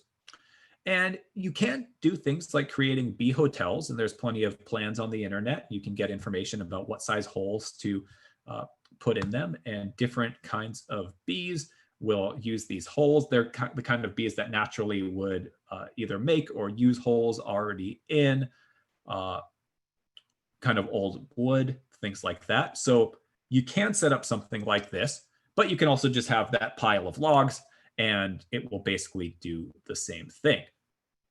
It is up to you. In terms of ecological health, that kind of pile of logs is actually a little bit more beneficial, because when you have so many of these holes next to each other over time, pathogens can develop in terms of little mites or other viruses that can negatively affect them.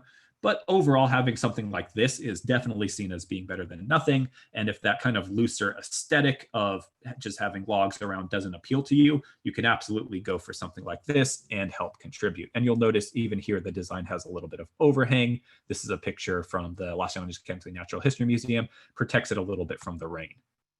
And so if you have something like this, whether it's a log or definitely set up like this, you see these little plugs, that's evidence that they have been used. So remember that patch or two of bare soil, some of that woody debris, that chop and drop with the mulching when you cut things back, essential. And if you want to get into native pollinators more, there are plenty of books and resources, and you could really go down that rabbit hole. And want to talk just a little bit about lizards. There's a few species of lizards around, but in the vast majority of cases, what we'll find in our backyards is the western fence lizard. And you can see there's quite a bit of diversity, from quite dark to iridescent to lighter in what you might see, but all the same species. The males have the really prominent blue patches on their throats, and they will often be seen doing push-ups in the garden. Push-ups do a couple of things for them. They are actually part of how they cool themselves. And then the males will also do push-ups to show off how buff they are, to show off how blue their neck is, because the brighter blue actually is a physical indicator to the females that they have a low load of pathogens in their system and that they are very fit for mating. And yeah, they do it as a territorial display as well. And so broken concrete, little piles of rocks are really what they love, to be able to shelter themselves and then sun themselves. And then you'll see them all around the garden kind of foraging for little insects. And so they love to live in and amongst the broken concrete. So this bird bath that we have, we wanted to elevate it a little bit more than it's set up. So it's still on that cinder block that I showed you in that first picture. And we just stacked some broken concrete around it, which also created great lizard habitat. And then they'll come out and sun themselves when the birds aren't around.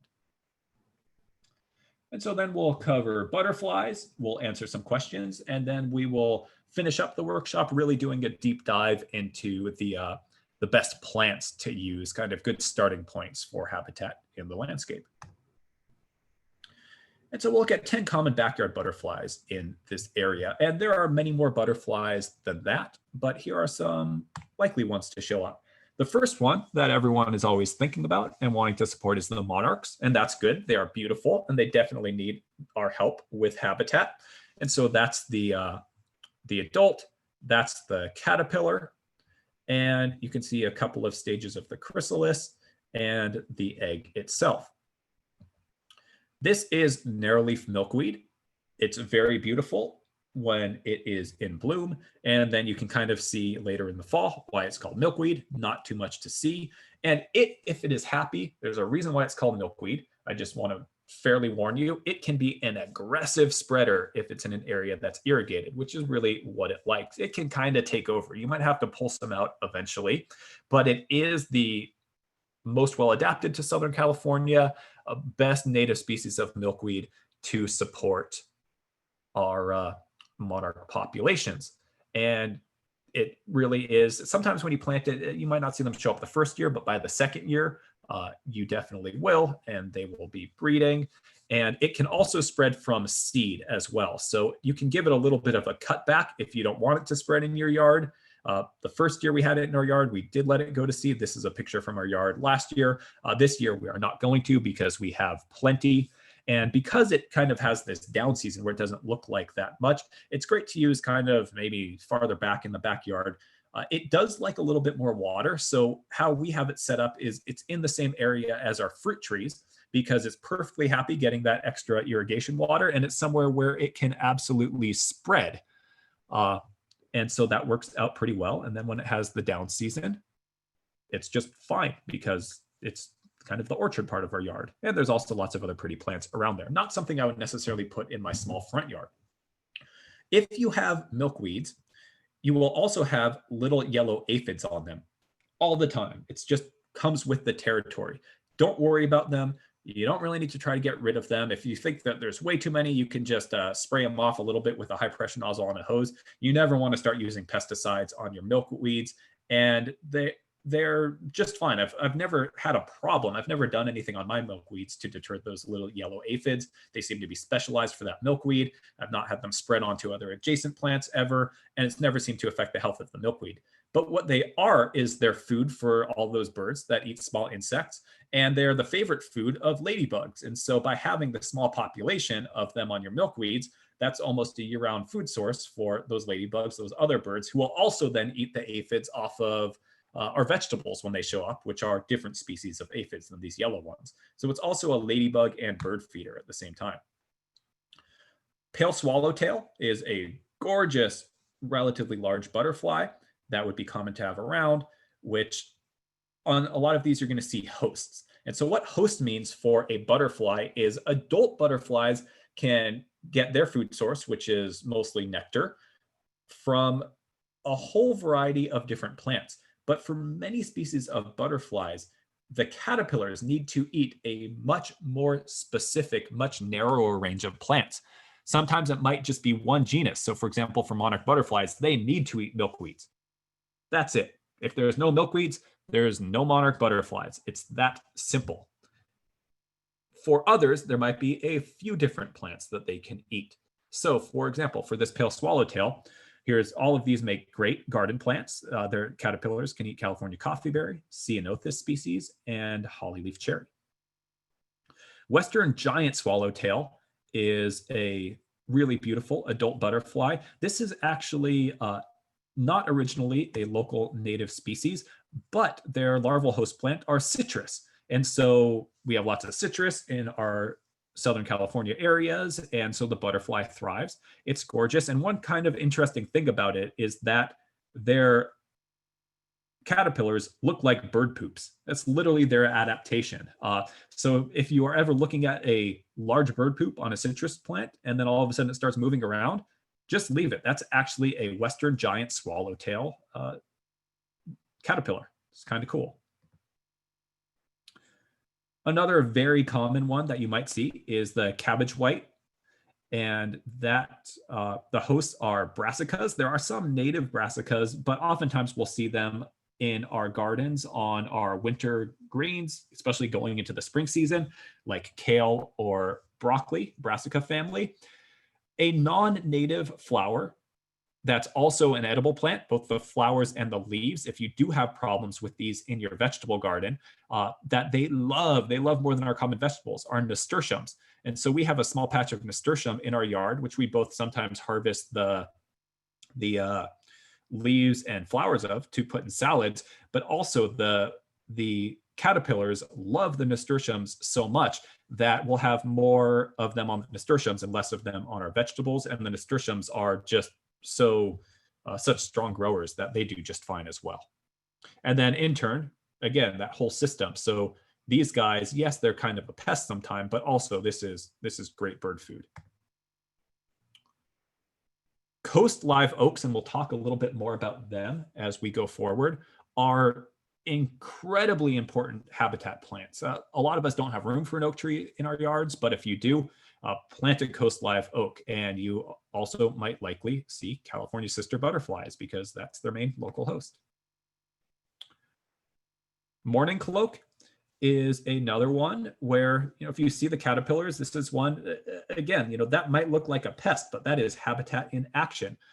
They're common in our suburbs because there's a lot of Chinese elms around. In a more wild area, they're often going to be on willows. Common buckeye, I think this is absolutely gorgeous butterfly, and their hosts are plantains and monkey flowers. And then this time of year, we start getting a lot of skippers around in our gardens. Their hosts are a lot of the native grasses. These are, I mentioned them earlier, the really small guys with a proportionally thick body, these big antennas and thick heads, and they're just hilarious to watch go around. There's also a whole host of different species of butterflies that are called blues.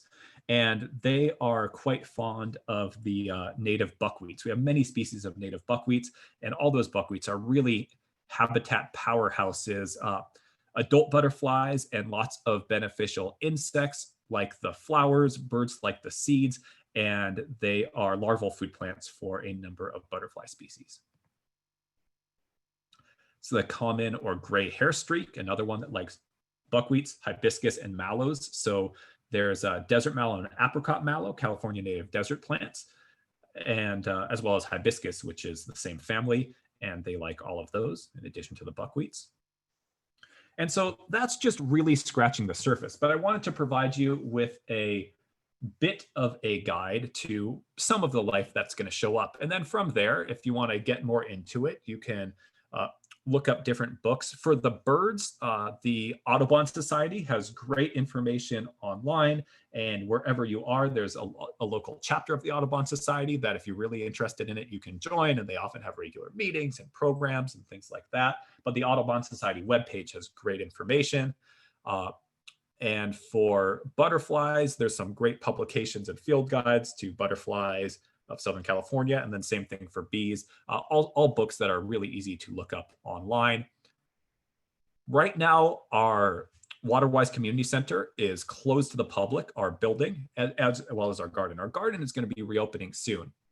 We look forward to when we can safely reopen our building to the public, but with the way it's set up and the number of staff that work there, right now, there's just no safe way that we can really do that. But when we do eventually reopen, we also do have a small public reading library there as well, where we have lots of books as well about local wildlife, from birds to butterflies to pollinators. And we're not set up to check out books, but people, when our office is open, are welcome to come and look through those as well. And so with that, let's answer a few more questions, and then we will transition to spending the rest of the talk going through the plant part. Plants are very important, but I put it at the end because I could pretty much talk for any length of time about the plants and wanted to make sure we were able to cover all this other stuff. And so this part, now you're going to be able to start getting ideas for some of these really top plants that are kind of the hardest working in terms of habitat and are relatively easy to find at a nursery and to maintain and be successful with. And we will kind of start to piece that together. But first, we will look at questions and answers. So Susan asked about plants to add to the hedgerow along with the honeysuckle. I will try to keep that in mind. And as we talk about individual plants, I'll try to throw out some ideas that might match that well. From Michael, would I suggest bringing out a professional to help consult on garden layout, plant selection, etc. for a yard? If so, do we have any people or organizations we would recommend, and ballparks on an initial walkthrough? It depends. So it's always a good idea. It depends on what your budget is and what your specific situation is. If you don't have a budget to accommodate working with a professional, that's just fine. Use our workshops, do some reading, do it yourself. If you do have a budget to have a professional out to help, then go for it. It can save you maybe some time. It can give you good advice. You can learn from their experience, and it can be very helpful if that's feasible for you. Some professionals will really, you can only get them out there if you're going to be engaging them for a full design contract. Some would be available to do an initial walkthrough. And then depending on who it is, their level of experience, for someone's time, you could be expecting to pay, let's say for someone who really knows what they're doing, anywhere between $60 and $150 per hour for a landscape design professional's help. And depending on who it is, they can be very much worth that all throughout the whole range. If you think about, if you have a large yard and you're going to be spending a decent amount of money on a renovation, then even at that higher range, that help might really help you protect even just your investment in terms of paying for the materials, especially if you're hiring a contractor, all that sort of stuff. We are a public agency, so I am really not allowed to recommend any specific contractors, kind of private companies to work with. But what I can say is that you can definitely get in touch with local nurseries who sell this kind of plant material, and they will often have networks of professionals that they can recommend. And so I do want to mention and talk about where to get these plants, because these native plants we're talking about, you just can't go to Home Depot and get them. You need to go to a specialty nursery. But when you go to the specialty nursery, most of the plants that I'm going to talk about are relatively pretty easy to find. You also want to plant at the right time of year, which is going to be fall to early winter is the absolutely ideal time. Through the winter is fine. Very early spring is fine. Ideally being absolutely done by April, if at all possible. Even these low water, water-wise plants, they need to transition from their nursery pots and their kind of nursery situation into the ground. And nobody wants to do that in July or August. It also makes it a lot harder for you to be successful keeping things going. When you plant in the fall, and I kind of consider really the sweet spot in inland Southern California to be the week before Thanksgiving, maybe through the new year, that's perfect. If you do it in that kind of mid to late November, what happens is we'll have enough heat often to get plants growing some.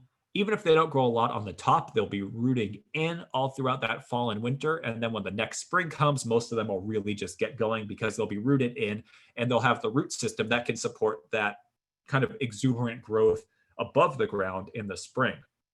It's really difficult if you plant in the hot time of year. But most of the time, if you're thinking about doing interventions or garden renovation right now, it's a great time to be thinking about it, because then you spend your summer planning. If you have lawn you need to kill, that summer is absolutely the best time to do it. You can be making tweaks to your irrigation system. If you need to be digging dry stream beds or other kind of larger features that cause disturbance in the landscape, you can be doing all of that. And then as soon as fall time hits, you can plant. Also right now in the local nurseries, you might find some decent stuff, but the season is mostly past. And so waiting till next fall, you'll really have a much better selection of this kind of plant material as well. So great places to buy plants for this type of material are California Botanic Garden in Claremont has their Grow Native nursery.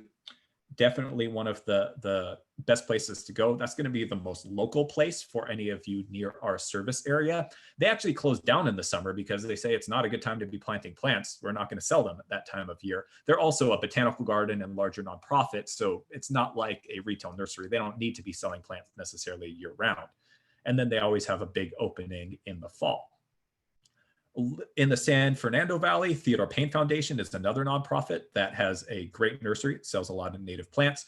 And then a little bit farther out from this area, Tree of Life Nursery in San Juan Capistrano is an absolute must to check out as well if you're interested in this. And they also do a lot of education and have been having free online webinars about all sorts of different aspects of working with native plants lately. And they are archiving them on their YouTube channel as well. They do mostly native plants, some other southwestern plants that some of them are also good habitat plants. And they're a little bit farther out. They're on Ortega Highway in San Juan Capistrano, but they also have gorgeous demonstration plantings as well. And then in addition to that, locally, we have Garrison Foothill Nursery, a private nursery. And then in Los Angeles, there's also Artemisia Nursery and Plant Materials are a couple of small boutique local nurseries that sell a good proportion of native plants. And if people know of additional great local sources for native plants, please type them into the chat and I will read them out and add them to the plant list that I have that we give out at some of our programs, because I'm always looking for more places that offer native plants. And if some of you know about them and I can add them to the list, I would appreciate it. So, Edna, she did not understand the name of two of the private nurseries. Oh, Moosa Creek Nursery in Valley Center, California. Thank you very much. That's a great one. I consider that a little bit farther out, but it's not that far. And what I will do, Edna, is I will add a local landscape suppliers list that has the names of the native plant nurseries, and anything else that comes in, I will add them. And I will post that by Tuesday at cbwcd.org/presentations, where the slides of this are being presented, and you'll be able to download that. And also coming in is Fullerton Arboretum. Oh, thank you very much. Lincoln Avenue Nursery in Pasadena, which I forgot to mention. Normally I do put a slide of this in the presentation, and I just forgot about it for this presentation, to be honest. But Fullerton Arboretum, Lincoln Avenue Nursery in Pasadena are both great choices. And even some of the Armstrong Garden Centers lately have been starting to have a little bit more of the native material. Question that just came in from Eric. Are there native plant nurseries that are also organic and pesticide free? That is a good and kind of hot button question. The quick answer is not that I know of. Nursery production is a very artificial situation, and it's just about impossible to do commercial nursery propagation using a fully ecosystem-based approach, where you're not using any fungicides or things like that, because there's just a lot of issues with plant propagation. And so right now, I do not know of any pure organic or pesticide-free native plant nurseries, but I tend to focus on the larger kind of ecosystem implications. And first of all, I will say that to my knowledge, the majority of these aren't using things like neonicotinoids or things that are going to make the plants toxic for pollinators, like some of the huge scale, like commercial, production of fruit tree nurseries or bedding plants are. But I also do not know of any that are completely 100% organic. Most of them also, if something is threatening their whole crop, they're small operations and they just can't take the financial risk of losing an entire crop. So what I do is I get the plants, I get them into the ground, and then I maintain them organically from there. And then I will do that, put in the website where I will be posting the slides of this, as well as the list of nurseries, and I will be typing that into the chat right now. That will be posted at cbwcd.org/presentations. I see UC Riverside Botanical Gardens. That was not on my radar at all, and that's great. I will add that in. And Yamaguchi Nursery on Sawtelle. Thank you so much, everybody, for adding all these in. That's a lot of great additional nurseries that were not on my list. Please keep them coming if you have more questions. Okay, a couple more questions, and then we'll jump into the plants. How do we clean birdhouses? That's a good question. I don't consider myself an expert on that, so you can look it up. But soap and water, kind of scrubbing it out, and maybe a little bit of spraying isopropyl alcohol and letting that dry out when you're done would be where I would start. But I would encourage you to do some additional research if you really want to make sure you are doing it completely correctly. But really just hot water and soap, and then a sponge that you're not going to be using for things like dishes is a good way to go. So question from Christy about plant propagation. Do you also recommend waiting to take cuttings for transplanting? Same with dividing plants for transplant for the fall. That is going to be based completely on what plant it is. Different plants have different seasons where that propagation work should be done. And I would recommend a couple of things. There is a decent amount of information online about propagating California native plants. It's more than I can get into. But additionally, Theodore Payne Foundation, which you can go to their website at, I think it's theodorepayne.org. I don't think it's theodorepaynefoundation.org, but if you use a search engine, Theodore Payne Foundation, you will find them. They have a great plant propagation staff, and they actually teach some plant propagation workshops throughout the year. So that would be kind of my first recommendation is see if you can do a plant propagation workshop with them. And if you're not local to the San Fernando Valley, right now they are doing a lot of online programs as well. And I'm not sure if they have plant propagation in their schedule, but if they do, it would absolutely be worth your time. And so with that, let's transition to talking about plants. First thing saying, we are not going to be able to talk about all the great plants for habitat within the scope of this talk. So absolutely, you could do a bit of additional research.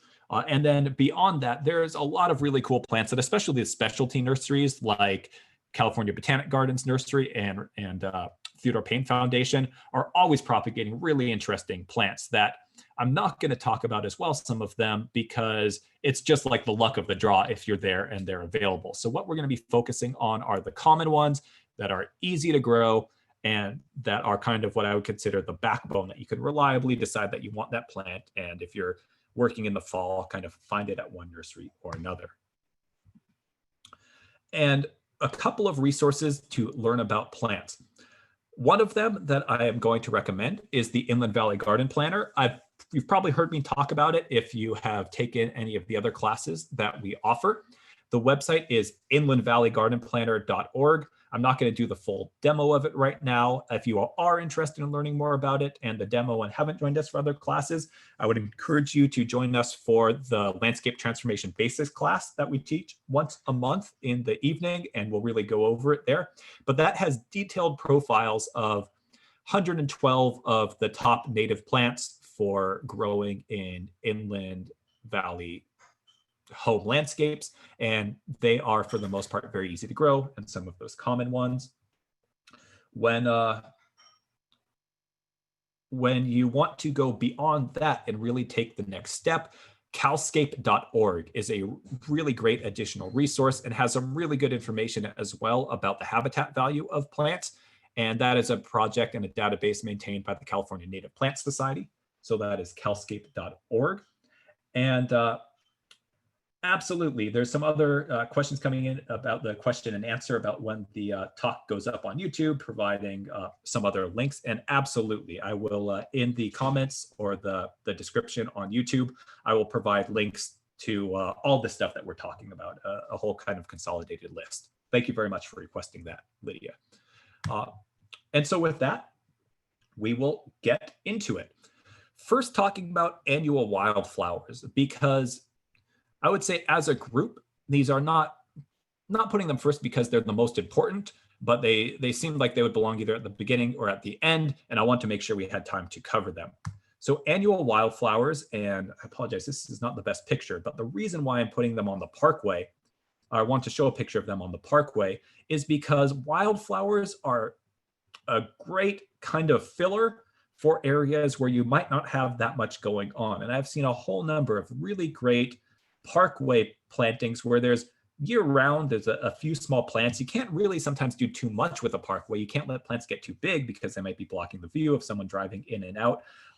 But scattering into the mulch some wildflower seed seasonally is an absolutely great way to extend the habitat. And if you buy a wildflower seed pre-mixture, usually those mixes will come with a whole variety of things from earlier blooming things in the spring, all the way through things that are still blooming now as we transition into summer. And then eventually they'll dry out. You can let the birds eat some of the seed. If it's on your parkway, you might clear some of that out a little bit sooner. If it's in your backyard, you can let it stay brown a little bit longer. Be careful with when you clear them out if you are in a fire hazard area as well. You don't want to let them stay for that long. But once the seed has developed, for example, if you're in a fire area, you could knock that all down with a string trimmer and all of those seeds will still be there and the ground dwelling birds will still come and pick them out. So different wildflowers. We had mentioned a few. So California poppies are some of the easiest to grow and great. Clarkias are the ones that I had showed with the birds in them, the goldfinches in them. Someone had asked me to repeat that. And starting with a mix is a pretty easy way. Both the Grow Native Nursery in Claremont and Theodore Payne Foundation have seed mixes you can buy by the pack, and they have very knowledgeable staff. You can tell them kind of about your situation, your soil, what you're looking for, the height, and they can make some recommendations for those mixes. Seed mixes are really fun to work with because every year is a little bit different, and you can use the same seed mix year after year, and just depending on the weather conditions, how early it gets hot, all sorts of little different things, you might get different things that emerge from that seed mix every year. And then if you have a larger area and you're wanting to get more than a pack or two of seeds, Peaceful Valley Farm Supply, which their website is groworganic.com, sells all sorts of native seed mixes as well. And you can even get them at a really good price by the quarter pound, half pound. If you have a large property, even by the pound. And the larger of a bag you get, the cheaper it is per ounce, basically, is how it works. If you are going to them, though, make sure you look up their mixes that are California native, because sometimes they'll have stuff that's just native to the general Southwest or maybe native to another part of the country. But they have a really great seed mix that I use at home it's the low growing California native seed mix. So it's totally appropriate for things like parkways, or for if you just have like mulch in between your fruit trees, you can toss these out to be something seasonal that will help compete with the weeds and provide a lot of additional habitat. Key thing with wildflowers is you put them out in the fall. We'll often put them out like right before the first rains. First rains are in the forecast, wildflower seeds get spread out. And then after a season or two, if you do let them go to seed, what will happen is the birds will eat some, but they'll also spread way more of the seeds as well. And after a couple of years, you might not need to ever toss out seeds again, or you might just add, a pack of one species or a pack of another species to add more to the mix. And so that's the basics on wildflowers. You can do more research, but that's really plant in the fall. You can most of the time just kind of toss them out and then just lightly scratch or rake them into even an existing mulch layer, and a lot of wildflowers will come up right through that mulch. So with that, now we're going to kind of head in the exact opposite direction, and we'll start with the larger, more structural elements of the garden, the longer lived stuff, the trees, and we'll kind of work our way back down. Starting with what I call patio trees. Patio tree just generally refers to a small tree, something that's not huge like an oak tree, might be appropriate near a patio. We're talking about trees that don't get more than 25, 30 feet tall. Most of the time, these patio trees can be maintained from the ground with a pole pruner. So they're kind of, not something that you need to hire someone to climb way up into a tree over time. And if you have room for one or two great big trees, plant them. But a lot of people in a suburban backyard mostly have room for one or two smaller trees. One of my very favorites is the California native desert willow. This essentially is like a tree that grows orchids all spring through summer. It has a long bloom season. Hummingbirds love the flowers. They're also well used by bees. And they are great for hot areas. They are true desert plants. You can see them growing on the roadside outside of Las Vegas. They can take that kind of heat. And so, for example, the desert willow that we have in the front of the Waterwise Community Center, right at the edge of the asphalt parking lot. A couple of years ago, we had record heats in the summer. It turned, I think, 118 out here. And even some of our local native plants were kind of really not loving life. This thing just responded with more and more blooms. So reflected heat from the driveway, reflected heat from concrete patio, they just take all of that in and respond with more flowers. So here you can get some different cultivars. If you just get the normal species from a nursery, it could be anything from an almost white flower to quite dark. And then you can get other specific cultivars where you can look up the flower. I'm really fond of one called Burgundy that has a consistently darker flower, and they just kind of keep blooming throughout the summer. And then my other favorite patio tree for habitat and for a lot of different things other than the desert willow is the Desert Museum Palo Verde. This is another true desert plant that makes a great small tree. It really often looks best as kind of a multi-trunk tree like this, or sometimes with multiple trunks coming from the ground. But if you're using it in a patio space, something like this is absolutely appropriate. Has a long bloom season, spring through most of the summer, used by many pollinators. It is really liked by bumblebees and some of the larger bee species. If you are allergic to bees, not one to do near your patio because they will be there consistently. They love it, but great for supporting habitat. The seeds that come after the flowers on both of these trees are also enjoyed by birds.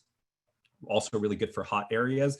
And this one, the leaves themselves are quite small. And so it can be really easy to maintain it with a very light kind of dappled shade where you can still do quite a bit of additional gardening underneath, letting in enough light through the canopy if you just kind of prune out a branch here or a branch there and kind of maintain it for that purpose. They do drop a lot of flowers. So if you are thinking about putting this near a concrete patio, just know that that's part of it. I think it's beautiful to see these flowers kind of raining down on a daily basis. But if you're someone who feels the need for the concrete to be kind of cleanly swept all the time, there'll be quite a lot of work involved with this.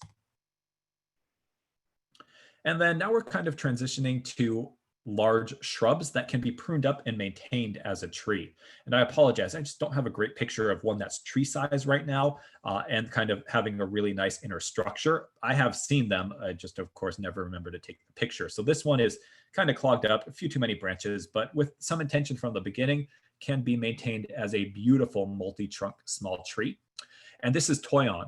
Whether it's a tree or a shrub, whether you let it get this big or prune it, this is one of the absolute #1 habitat plants for Southern California gardens. This is a true local native to us, grows often up in the mountains and the local hills, off the side of freeways, both natively and planted. And so when Caltrans is successful with a plant growing in those compacted freeway embankments, that's something that can really take tough conditions. And Toyon meets all of those requirements.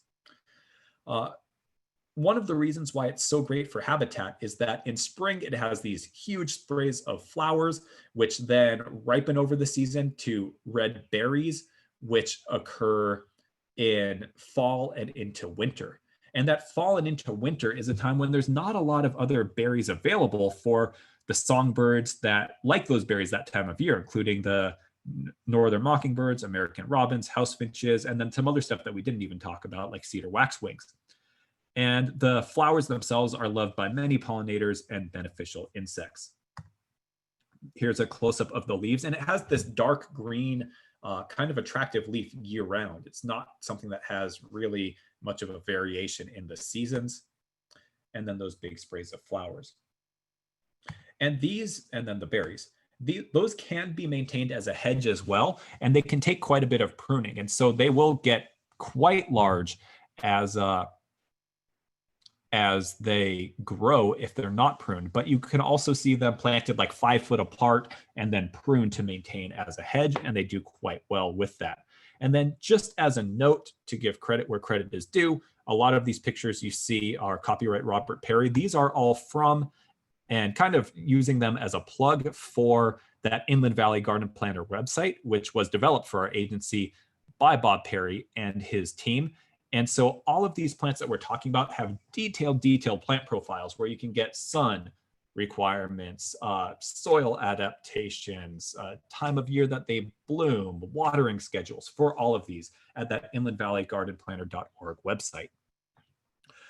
Next on the list is blue elderberry.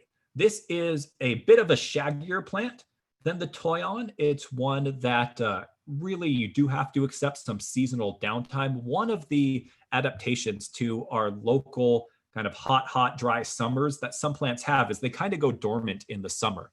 It can be prevented with a deep monthly irrigation on some plants, but for example, the blue elderberry is going to often lose its leaves in summer, even with irrigation. It might quickly regrow them later on in the season, but it definitely does have some downtime and it doesn't have the most beautiful structure.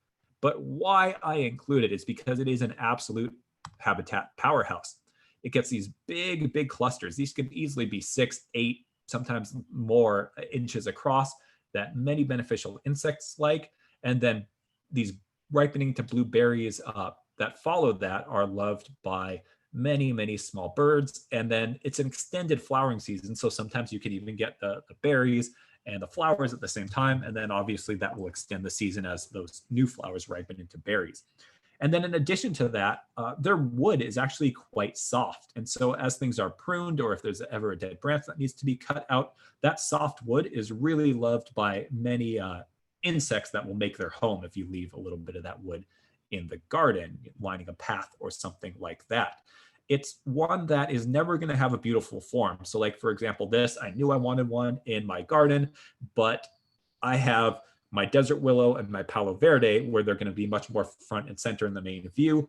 The elderberry is more around the side, where it can have that habitat value. When it's in bloom in the spring, it is a showstopper. But when it's kind of looking not that great, it's kind of more off to the side and in the background. And we are going to talk about large trees. Really just one. If you have room for multiple large trees, go for it. Even just structurally, a large tree can be great for habitat. Large trees are where hawks and other things nest. But if you have room for one larger tree, in most cases in this local area, coast live oak would be the one to go with. It is one of our most adaptable, fastest growing evergreen oak trees. They can get quite large over time, roughly maxing out about 40 feet high. On average, you'll see them 35 to 40 feet wide. Really old ones can be quite a bit wider than that. And they are so important to the ecology that they are called an ecological hub species. So what that means is that there are so many different, starting at insects, and then all the way up, species that either rely on the oak tree or rely on an insect or animal that relies on the oak tree, that they kind of become this ecological hub. Just one oak tree itself can change the ecological dynamics of a yard. And so remember at the beginning of this presentation, I showed a picture of all those different birds in that tree. Some were there to eat some insects. Some were there for other reasons. Some were there probably just to get some shelter. We've had things nesting in it this season. And so just for one example, over 41 and likely over 100 butterfly and moth species will have caterpillars that use this tree as a larval host plant. But these trees are so large that you will pretty much never notice defoliation from that. But then that brings a ton of birds, both for the food, and then those birds will nest in the tree near that local food source. The acorns are essential for wildlife, including lots of birds. Squirrels like them too. And just the nesting shelter and perching sites from the structure are just really excellent as well. And then we'll transition to talking about large shrubs and accents. So toyon also works as a large shrub, just depending on how you plant it, the space it's in, and how you prune it. Another large shrub, which can also be pruned up to a small tree if you want to, is western redbud, which is a great deciduous addition to the landscape. A lot of the stuff we've been talking about is evergreen or semi-evergreen. Western redbud loses all its leaves reliably in winter, and then just bursts early spring into this riot of pink flowers. It comes very early in the spring, so it's one of the kind of first things to provide new source of nectar for pollinators, and lots of different bees really like it, especially bumblebees and carpenter bees. And then eventually all of those flowers turn basically into pods that are birdseed. And then you will also definitely see the leafcutter bees using the leaves to build their nests. So for example, the western redbud I have at my house, which is still somewhat small and growing in, I've never seen leafcutter bees in our yard, but I know that they're around because I see the evidence on the leaves themselves. The new growth throughout the year is just absolutely gorgeous. And then by the time it gets really hot, things kind of start to turn a little bit yellowish, a little bit tired. I used to not think it was that attractive, but now I've kind of zoned in on some of the details, and that kind of growth and decay of these leaves throughout the season is actually just another aspect of that really dynamic nature of the garden. And I think it's quite attractive now. And so you can see these things literally can become bird feeders. Manzanitas are also critical, really a great part of a habitat garden because most of the species will bloom in the winter, and plants that come into bloom in the winter are somewhat rare, and so can be really great for pollinators and adult butterflies as a nectar source in the winter. And then after that, berries form, which are enjoyed by the birds. They are absolutely gorgeous plants as well. They often have a red, sometimes shaggy bark. There are lots of different species of manzanitas. For beginning gardeners, some of them can be kind of tricky to grow because you need to provide them enough water to get established, but they can be very sensitive to overwatering. However, a really nice selection of manzanita is Howard McMinn manzanita. And that's also the most common one in nurseries because it's the easiest one to grow. and it is pretty easy to grow and pretty tolerant of different conditions. This can be maintained as a shrub. It can be planted as a hedge, or over time, this is the largest one I've ever seen. Over time, it can be pruned up to be almost like a small tree. This is one for Susan, who had asked about a hedgerow in front of trellised vines. This is one that can be maintained as a low hedge. I have a coworker that maintains a row of these as like a 4-foot hedge, just kind of trims them back every once in a while, and should group pretty well. Here's another image of that. A number of these also are attributed to the Theodore Payne Foundation Native Plant Garden Tour. If you're interested in native gardens, one, going on the tour, but also two, checking out their website, which is nativeplantgardentour.org. It has lots of inspiration, documentation of all sorts of houses and properties that have been on the tour over the years. They do a 2-day tour in the spring, and definitely something worth checking out. Another medium-sized shrub, and this one, again, is one of the larger ones that I've seen. Oftentimes you'll see it about 5 feet high, 4 to maybe 6 feet wide, is Baja fairy duster. This is another desert native plant, which is covered in these blooms in inland valley areas with good heat through quite a lot of the year, kind of peaking in late spring through summer. It is absolutely adored by hummingbirds and also supports many other bird species. It's another one that's great for those hot reflected heat areas. And then another, maybe underplanted because it's not the most colorful thing, but critical plant for supporting habitat is coyote brush. Coyote brush is really great for supporting habitat for a few reasons. It is, for the most part, aesthetically kind of just a green thing. This is the normal species, and that can be variable, often 6 to 8 feet tall, 6 to 10 feet wide, but they take pruning really well. You can make a formal hedge out of these if you want. They don't have the kind of greatest shape for a formal hedge, but they can take pruning and kind of growing back from being cut that well. So you can keep them any size you want. There's also some ground cover selections of it that'll be more 3 feet tall and 8 to 10 feet wide. So they're ones for putting in a pretty decent space, but you can keep them quite a bit narrower if you want. But a couple of reasons why it's such a great habitat plant. It has a very dense branching pattern. So it's great for cover for birds. It's great for nesting sites for the birds that like to nest in kind of dense areas. It goes into bloom late summer into fall, and the blooms are liked by a variety of pollinators and beneficial insects. And then it produces these small seeds that the birds love to eat as well. If you live in an urban wildland interface area where quail are nearby, so we're not going to get quail in our normal suburbs. I'll never get them in Pomona. In parts of Claremont, you might get quail. In parts of Upland or Rancho Cucamonga, you might get quail if you are very close to the mountains. And quail really love these as well. So if you're trying to get them in your yard, if you think it's possible, having a small hedgerow that includes the coyote brush is great. And these are ones that with some pruning would go really well into that mixed habitat hedge as well. They also are host to many moth species, which again, even if you don't love moths, most moth species are beneficial. You know, there's only a couple of species of moths that'll get in your house and cause problems. The vast majority of them stay outside, and they're just like butterflies, but they're less colorful. But they're also a very important bird food. And yeah, this is one of the very top habitat hedge plants I would recommend. Hollyleaf cherry. This is literally botanically a cherry. It's our native version of it. The cherries are good for the birds. They're mostly pit and then just a small layer of flesh, which does not taste as good as our cultivated cherries. But they're a great bird food. They have a number of butterflies that they're a host species for the caterpillars, including a couple of the swallowtails, moths as well. And they're great nectar plants for adult butterflies as well. This also is another one of those top habitat hedge plants. It can get quite large over time, but it doesn't grow super fast, so it's very easy to prune, and it takes pruning well. And California coffeeberry. This is another one of the very top habitat hedge plants, and I would go as far to say every habitat hedge should probably have some coffee berries in it. many birds really like the fruit and then the seeds inside the fruit.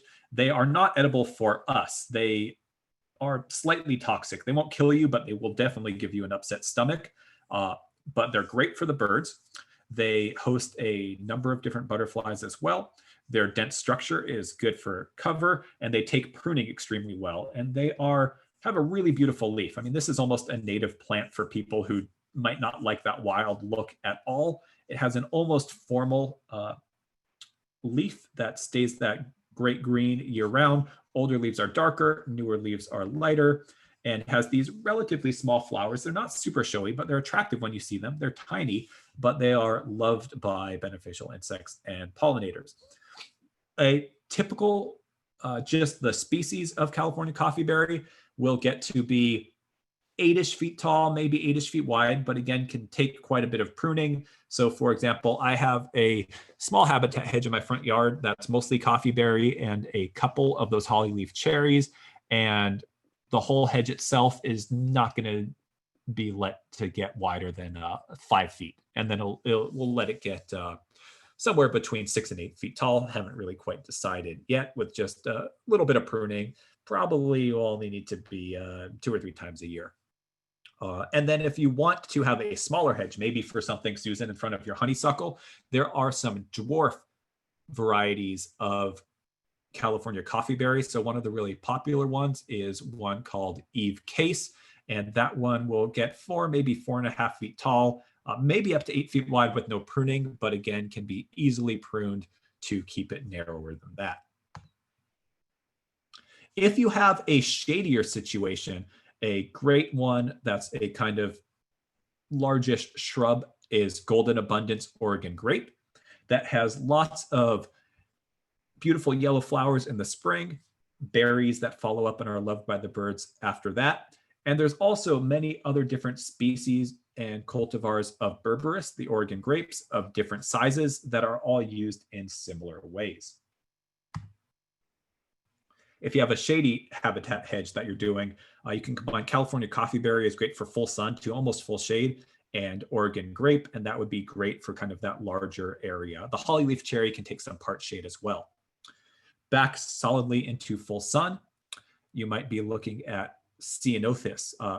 Ceanothus is another one that there's tons of different species and cultivars of it available in nurseries. Some of them can be trickier to grow. Here are 2 of my favorites. The large one, which can almost be a tree, and sometimes you will see pruned up, can get 12 to maybe a little bit taller than that feet and wide, but again, can take pruning. And then a medium-sized shrub would be Concha Ceanothus. That's going to be more like 6 feet tall, 6 to 8 feet wide without pruning. They all have very early spring, beautiful blue flowers that support pollinators and butterflies, and they're important larval host plants for multiple species of butterflies and moths. And so with that, we will move on to the middle layer. And so I see questions coming in. Probably what I'll do is I'll kind of go through some of these pretty quickly. Again, they'll be here in the recording or the slideshow that you can download next week to refer back to them. And all of these have entries on the Inland Valley Garden Planner as well. And then starting at noon, I'll go through all of those questions for y'all. So looking at the middle layer, top choices. So now we're talking about medium and smaller size shrubs. And here's just one example from a front yard that I saw at the Theodore Payne Foundation Native Plant Garden Tour of kind of just a great garden layout working with what was a pre-existing hedge. Here's our medium layer of some top shrubs, some of the sages. This one isn't labeled. This is a St. Catherine's lace, a very large buckwheat. Here's the dwarf coyote brush. And then on this side, there's kind of more perennials, wildflowers, and the smaller material. Makes a really nice structure to where it's a very informal, semi-wild garden, but just enough structure that really kind of holds all together as a very intentional space. So what could be called Cleveland sage hybrids, and you don't need to remember that term, but there's a few different sages with the purple flowers that all are so closely related that it's very hard to tell them apart if you don't have the label, almost impossible in some cases. And those are Allen Chickering, Pozo Blue, or Whirly Blue Sage. These are large sages. We're talking 4-ish feet tall, oftentimes 7 feet wide. If they're happy, they can be maintained to be smaller with quite a bit of pruning. And they have those beautiful flowers spring to summer and are one of the best smells of any plant I've ever smelled. All the native sages are loved by hummingbirds and bees, specifically carpenter bees and bumblebees, but many other species. And they flower spring to early summer. And then as their seeds develop, finches and other seed-eating birds really come in and will clean up a lot of those seeds and really enjoy that. White sage is a local native with a slightly different look, but has all the same habitat value and pairs really nicely. Sometimes the different sages combined together are similar in certain ways, but then have enough visual contrast. Also smells incredible. All of the species of buckwheats are really incredible habitat plants. This is California buckwheat, sometimes called common buckwheat. This is a local native to us in the mountains. It's one of the most common plants you'll see if you're out on a hike. It has a white flower that comes into bloom kind of around now, but then can easily last into the fall. So it's a plant that really keeps going after the spring flowers on some species have faded, and they will dry out to this rust color on the plant as new flowers come in. You don't need to cut those off. Those dried flowers become sources of seed for the birds and are also hosts to a number of different kinds of butterflies. Really useful for the long flowering season. And there's larger and smaller buckwheats. No matter what the species, they're all great habitat plants. A great one for our gardens is Santa Cruz Island buckwheat, which is similar size, but just blooms for even longer of the season. And then this is either a very large perennial or a small shrub. It's technically more of a large perennial. Showy penstemon. This is a penstemon that can be up to 5 feet tall with its flower spikes. The main plant itself is about 3 feet. One of the favorite plants of hummingbirds, liked by native bees, and is also a host for many butterflies. And then kind of rounding out some of the smaller shrubs, we have desert mallow. Another great one for that hot reflected heat, really interesting orange flower color. And all of the mallows are just hugely, hugely important for lots of different butterfly species. And then the birds like the seeds as well. Very long flower season on this one. And then it's kind of semi-distant relative. Another desert mallow, sometimes called Indian mallow, is Butylon pomeri. And different look, but very similar in terms of what it'll do for you in the garden. And then this is another creeping Oregon grape, is kind of a ground cover version almost of that golden abundance Oregon grape. It's a kind of cousin, you could say, of it. And all the Oregon grapes, again, great for butterflies and birds. And then we have brittlebush. This is a native sunflower, local native as well. Also goes all the way out to the desert, great for hot areas.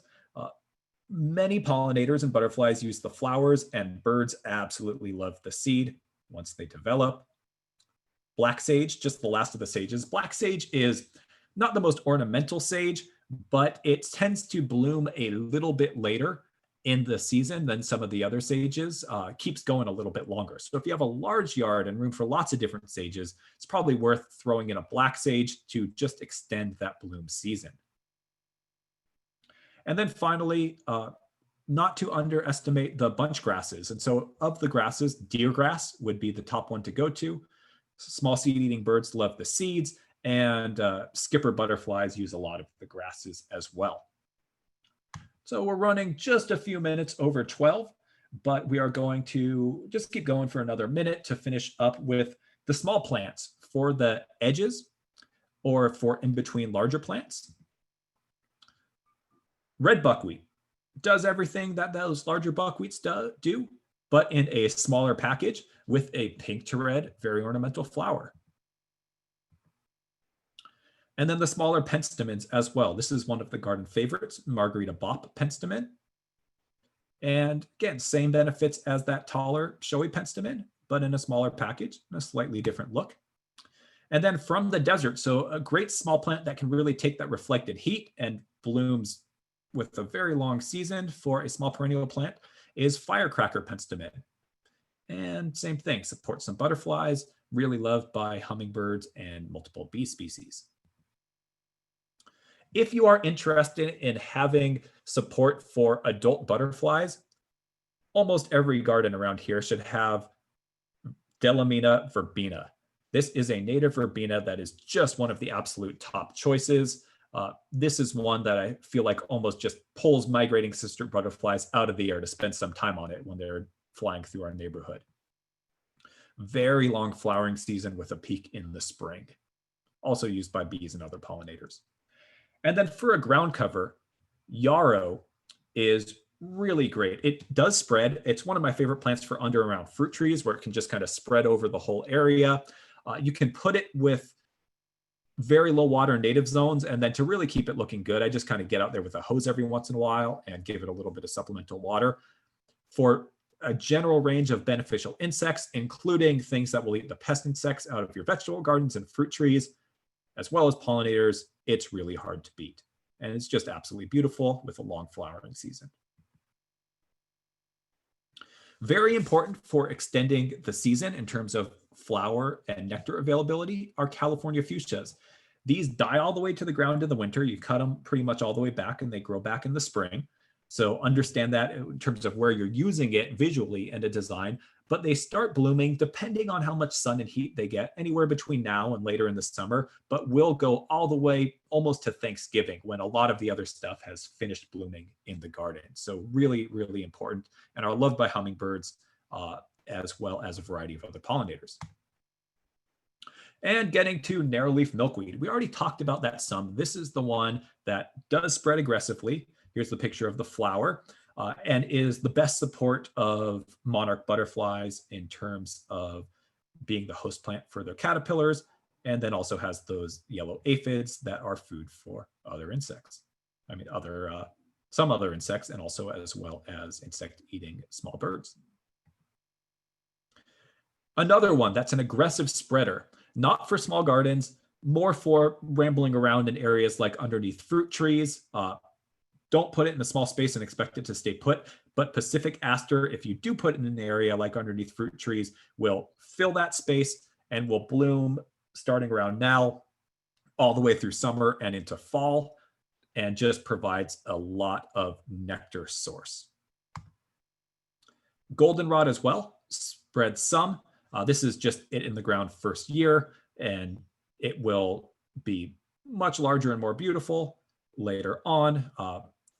Spreads not quite as aggressively as the aster, and again, extends that bloom season late summer through fall.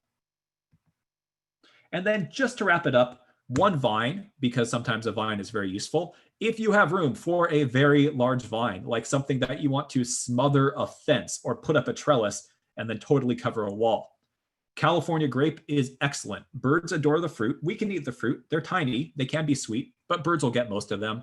Also hosts a lot of moth species. But really, it's a bird habitat plant because of all that fruit is great. Be careful with an area like this because with fruit comes fruit drop, sometimes comes ants, but at the edge of a yard to swallow up a wall or a fence with a trellis, absolutely great. There's also a hybrid that's a mix between a European wine grape and a California native grape, which mostly exhibits the native grape tendencies, but turns this bright red fall color before it loses its leaves in the winter. So for that, just wanted to mention as we wrap up a few other sources for researching native plants online. We talked about the Inland Valley Garden Planner and Calscape. Also, two nurseries, Tree of Life Nursery and Las Politas Nursery, have great plant information as well as native gardening information online. And then there is an absolutely excellent YouTube video, which I almost consider it essential to learn more details than I could have presented here. As you take your next steps, you also get to see beautifully shot filming that happened on location in a variety of native gardens. And that's a YouTube channel called Landscape Integrity Films and Education. And for those of you who are in our local area, they have a whole series of videos that were shot for Inland Gardens at this gorgeous residential native garden in Riverside. Absolutely check it out. So just to wrap up, the class in one slide. Plant a variety of native plants of different sizes that bloom throughout the year. Don't cut off the seed heads from the plants too soon, and when you do, leave them in the garden. Provide some source of water. More than one is great if you have room. Don't be too clean. Leave some branches, sticks, and leaves. And have a mix of wood chip mulch and some gravel and stone, and a little bit of bare soil on the ground level. If you take this advice to heart, integrate some of the other stuff we talked about with some of the plants we talked about, you will be absolutely successful. You will build it, and lots of life will show up, and you will take delight seeing it in your garden and knowing that you've done something in your garden to help the natural world. So with that, we will end it on this slide, and I am going to launch the closing survey. Please fill that out. We do need to know from you. It also gives us information knowing how we're doing, helps us get some metrics when we do presentations to our board about how our workshops are going. And as I launch the last survey, I'll also start answering all of the questions that we have. Thank you very much for joining us. And remember to check out our YouTube channel and that cbwcd.org presentations to get the slides. And here we go with the closing poll. Thank you very much. So getting back to the questions.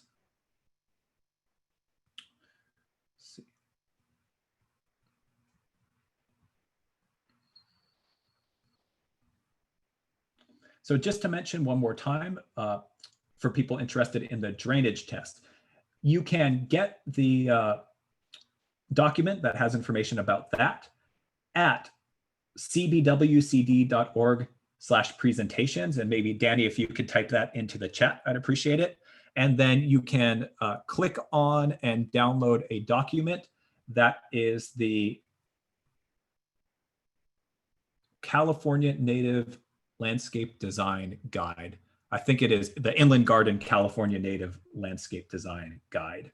And basically you click on it, and depending on your web browser, either it'll download it or it'll open it up in your web browser, and then you can save it. And it's a PDF, maybe 10, 11 pages of all sorts of great information about California native design, real basics to get you started. Question from George. Where is the Desert Museum with the big Palo Verde canopy along the side patio? I don't know if I'm going to answer this correctly, but that's actually a picture taken at California Botanic Garden, formerly known as Rancho Santa Ana Botanic Garden, which is in Claremont, California. If you had another kind of question related to that, George, please type it back in and we will get back around to it. Also, I am not quite sure if any of the people who weren't based in Southern California are still on this workshop, but I'd be very interested to hear from you in the chat. If you are, please let us know that you are, and let us know if this was useful to you. And for anyone else, if you have any other feedback or comments other than what we're asking in the poll, we read all of them and would love to know. And also, if there's anything that wasn't clear, please let us know as well, because we teach this class once a year and definitely want to refine things and make sure that it's going to be useful for everyone. So I see some more talk on the chat about the thornless Palo Verde. Yeah, so Desert Museum does refer to the Living Desert Museum, and this is actually a complex three-way hybrid plant of 3 naturally occurring species of Palo Verde. This one kind of combines the best of a lot of them. It's got a very reliable shape. It's fast growing. It has an extremely long bloom season, and it has no thorns. So from Clay, Am I encouraging people to do anything now in their gardens to adapt to climate change consequences that are inevitably coming to our area? I will say yes and no, because the kinds of gardens that I personally think are the most appropriate ones to plant anyways for today, which are things that follow, among other things, the things that we are talking about, are largely going to be adapted to hotter and drier areas. A lot of the plants thrive with very little supplemental irrigation. And if needed to, a lot of them can thrive with no supplemental irrigation. They'll just look a little bit rougher in the summer. I encourage people in their hot microclimates to already mix in some desert plants, which if we talk about climate change, meaning like this area might be closer to maybe 30 miles east of here in a few decades, for the most part, most of what we plant is still going to be adapted. And a lot of these even local native plants are also local native to like San Gorgonio Mountains areas that you have that are a little bit closer out to the true desert. So in some ways, a climate change ready garden to me in the year 2020 is going to be following what I just consider to be best practices for our home gardens, no matter what. Next question from Lee. What are good shrubs to use as privacy screen along a narrow fence line? Also, what is a good shade tree for the southwest corner of a yard in the front of the house? Start with the shade tree question. Depends how large you want it to get. If you have room for a large shade tree, depending on where you live, if you live locally, Coast Live Oak is hard to beat. If you're looking for something a little bit smaller, that Desert Museum Palo Verde, if a dappled shade is good, is great. That's what I'm using. Still needs to grow in, but on the west side of a full sun patio I have to kind of cast some afternoon shade so that area is kind of usable when I get home after work. Desert Museum Palo Verde is great because it has a nice dappled shade and also it's a pretty fast grower. And then with some work to prune it up and have it be a little bit less shrub-like, the desert willow can work pretty well as well. Both of those are deciduous, especially the desert willow is a nice one if you want it to be shady in the summer, but then lose its leaves in the winter. If you want something to be evergreen and smaller than an oak tree, you might consider planting a toy on and then just the first few years kind of carefully pruning it up so it's more like a tree than a shrub. And then what are good shrubs to use as a privacy screen along a narrow fence line? If you want to use shrubs, you might go with something like California coffeeberry or the coyote brush or even the hollyleaf cherry. But then just know, like a lot of other shrubs in a narrow area, that you're going to have to do some kind of regular pruning on them to keep them narrow. If you have a really narrow area and you aren't going to want to do the shrub pruning, you can build a trellis and put in some vines. If you plant a native grape, which would be well adapted to filling that up, it will lose its leaves seasonally. So that could be something. If you want an evergreen vine, there are not really for our area good evergreen native vines that could do something like swallow the whole side of a yard on a trellis. But one that I will go to that requires a little bit more water, but not too bad, probably after it's established, good deep soak twice a month, would be the blood red trumpet vine. It's not native, but it is beautiful and it has tubular flowers a lot of the year that the hummingbirds love. So it's still a pretty good habitat plant. Next question from Michael Phillips. Does deer grass host ticks? Good question. If you are living in our urban or suburban areas where there's not a real population, established population of ticks nearby, you will probably be fine. And I say probably just because I never speak in absolutes, but I have never heard of that being an issue. And I have been doing this for a while. I've planted it in a ton of gardens. It's just never even come up. If you are in a more rural area or an urban wildland interface area where there are ticks on the property, then it absolutely could host ticks. Just a big bunch grass like that absolutely could. So if you're going to use it, I would just kind of site it somewhere where you're not going to have to, run by it. Your dogs aren't going to be running through it all the time, or maybe stay away from it. Jameson. Jameson has an HSP grant for his home farm. Which species are best for carbon sequestration? Interesting question. Jameson, I would love to know if you could please put into the chat, where are you located? In general, carbon sequestration is sometimes pretty closely related to biomass. So bunch grasses like the deer grass that we were just talking about.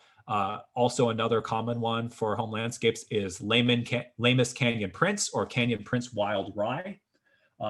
Those grassland ecosystems and then kind of the large grasses, bunch grasses, can be, I think they are seen as, I've done some reading on it, I'm not an expert, but they are seen as, because of the rapid turnover of biomass, kind of all-stars in carbon sequestration. You might mix that with some kind of longer lived carbon sequestration from a woody tree or shrub layer, but kind of that grassland ecology, maybe mixing that with some yarrow, which also brings a lot of great beneficial insects to the home farm that will help with your pest insects, are really going to be all stars. Depending on how you set it up and how large your property is, you might be able to do something like a woody habitat hedge kind of shrub, very biodiverse in that shrub layer.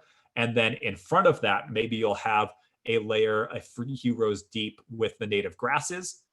And then maybe in front of that, some of the native perennials or kind of smaller meadow stuff like yarrow. Another really great one, depending on your local microclimates, could be California fescue to mix in as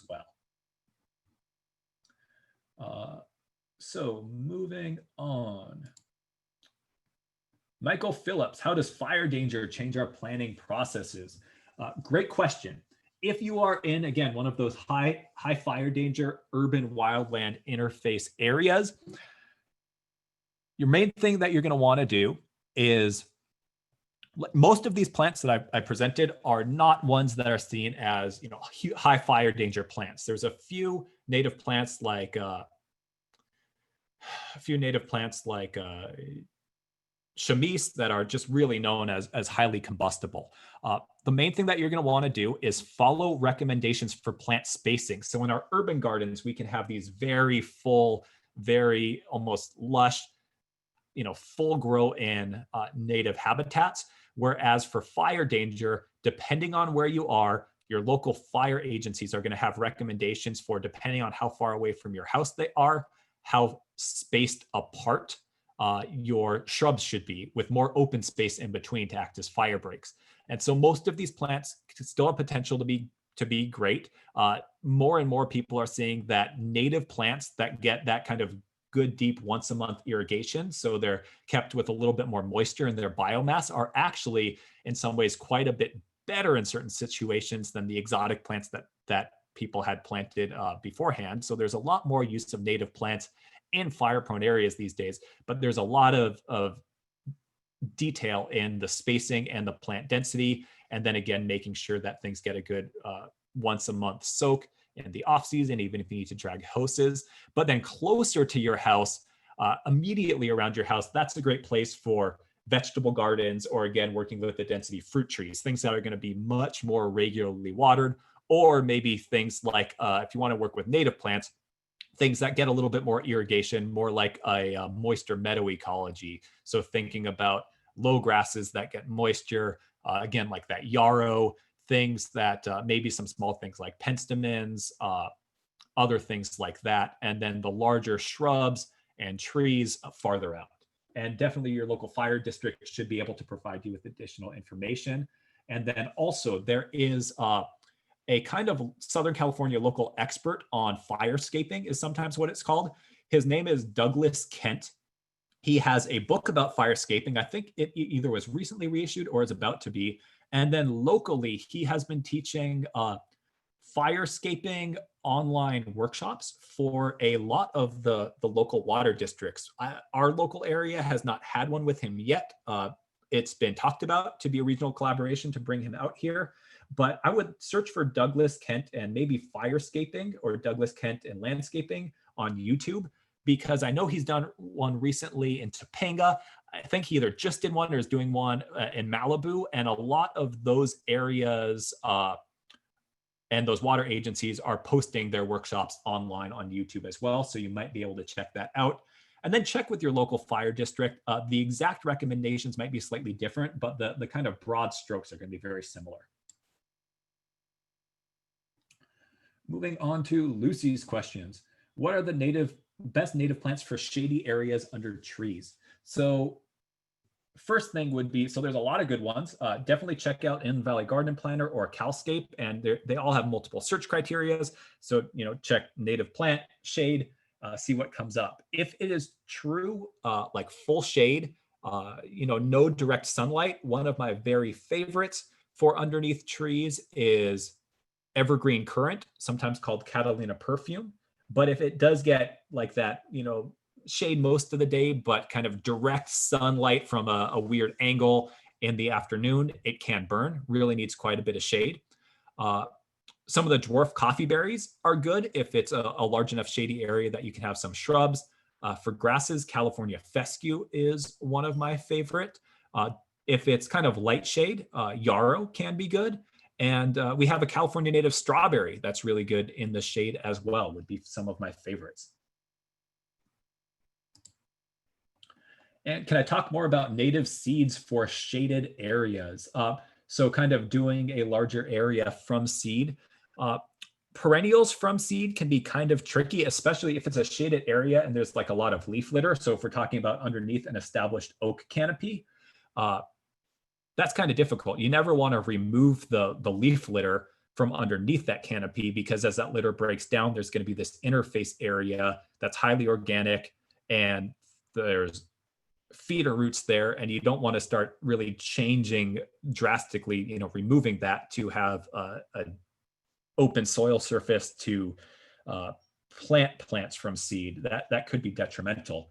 But in general, things that are sometimes successful from seed that are well adapted to shady areas would be, again, yarrow. Yarrow takes quite a while to get going, but so like something that you'll see in a wildflower mixed with yarrow is you just won't see it for a while. And then as the other wildflower plants start dying out, all of a sudden you'll realize that, it might have taken a few months, but the yarrow is really getting going. Some species of Clarkias for annuals do quite well in shaded areas, and a few species of lupins. But what I would do is I would check different sources, especially California Botanic Garden, Theodore Payne Foundation, and Peaceful Valley Farm Supply, and they very well might have native seed mixes for shady areas.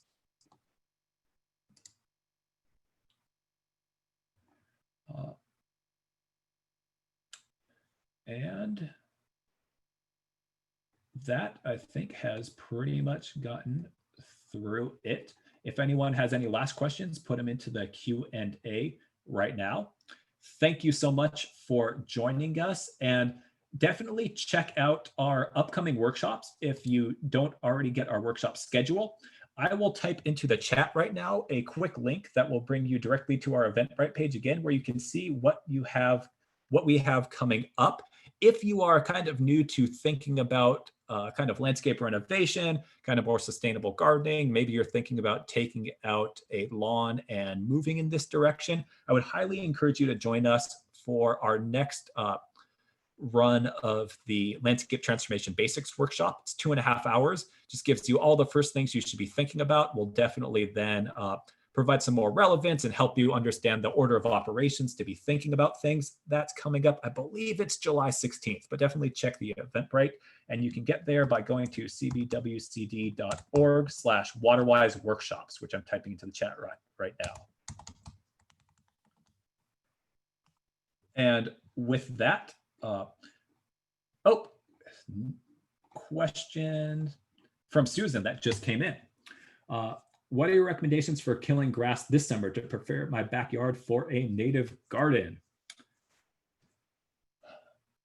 There are so many ways to go, Susan. So what I'm going to do is, instead of giving you a half-an-hour answer right now, I'm going to give you some great resources. The first one is that Landscape Transformation Basics workshop. We spend a section of that time talking about turf removal. Second resource, which will be more extensive than that, is coming up in July on a Saturday, kind of same time as this. I can't remember the date off the top of my head right now.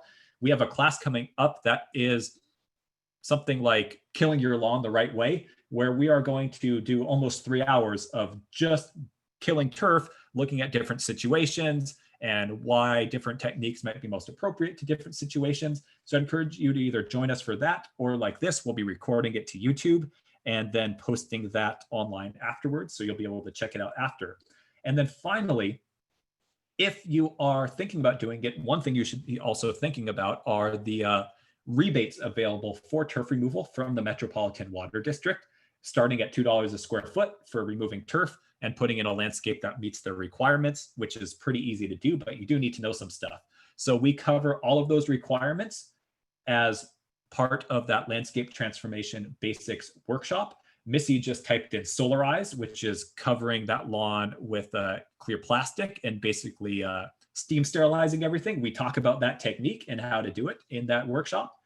And so in that workshop, we also talk about the rebates that can help pay for a good amount of your supplies for doing this. And then finally, the place to find out all the detailed information about those rebates and to apply for them is at socalwatersmart.com, which I will type into the chat right now. SoCal, like Southern California, socalwatersmart.com.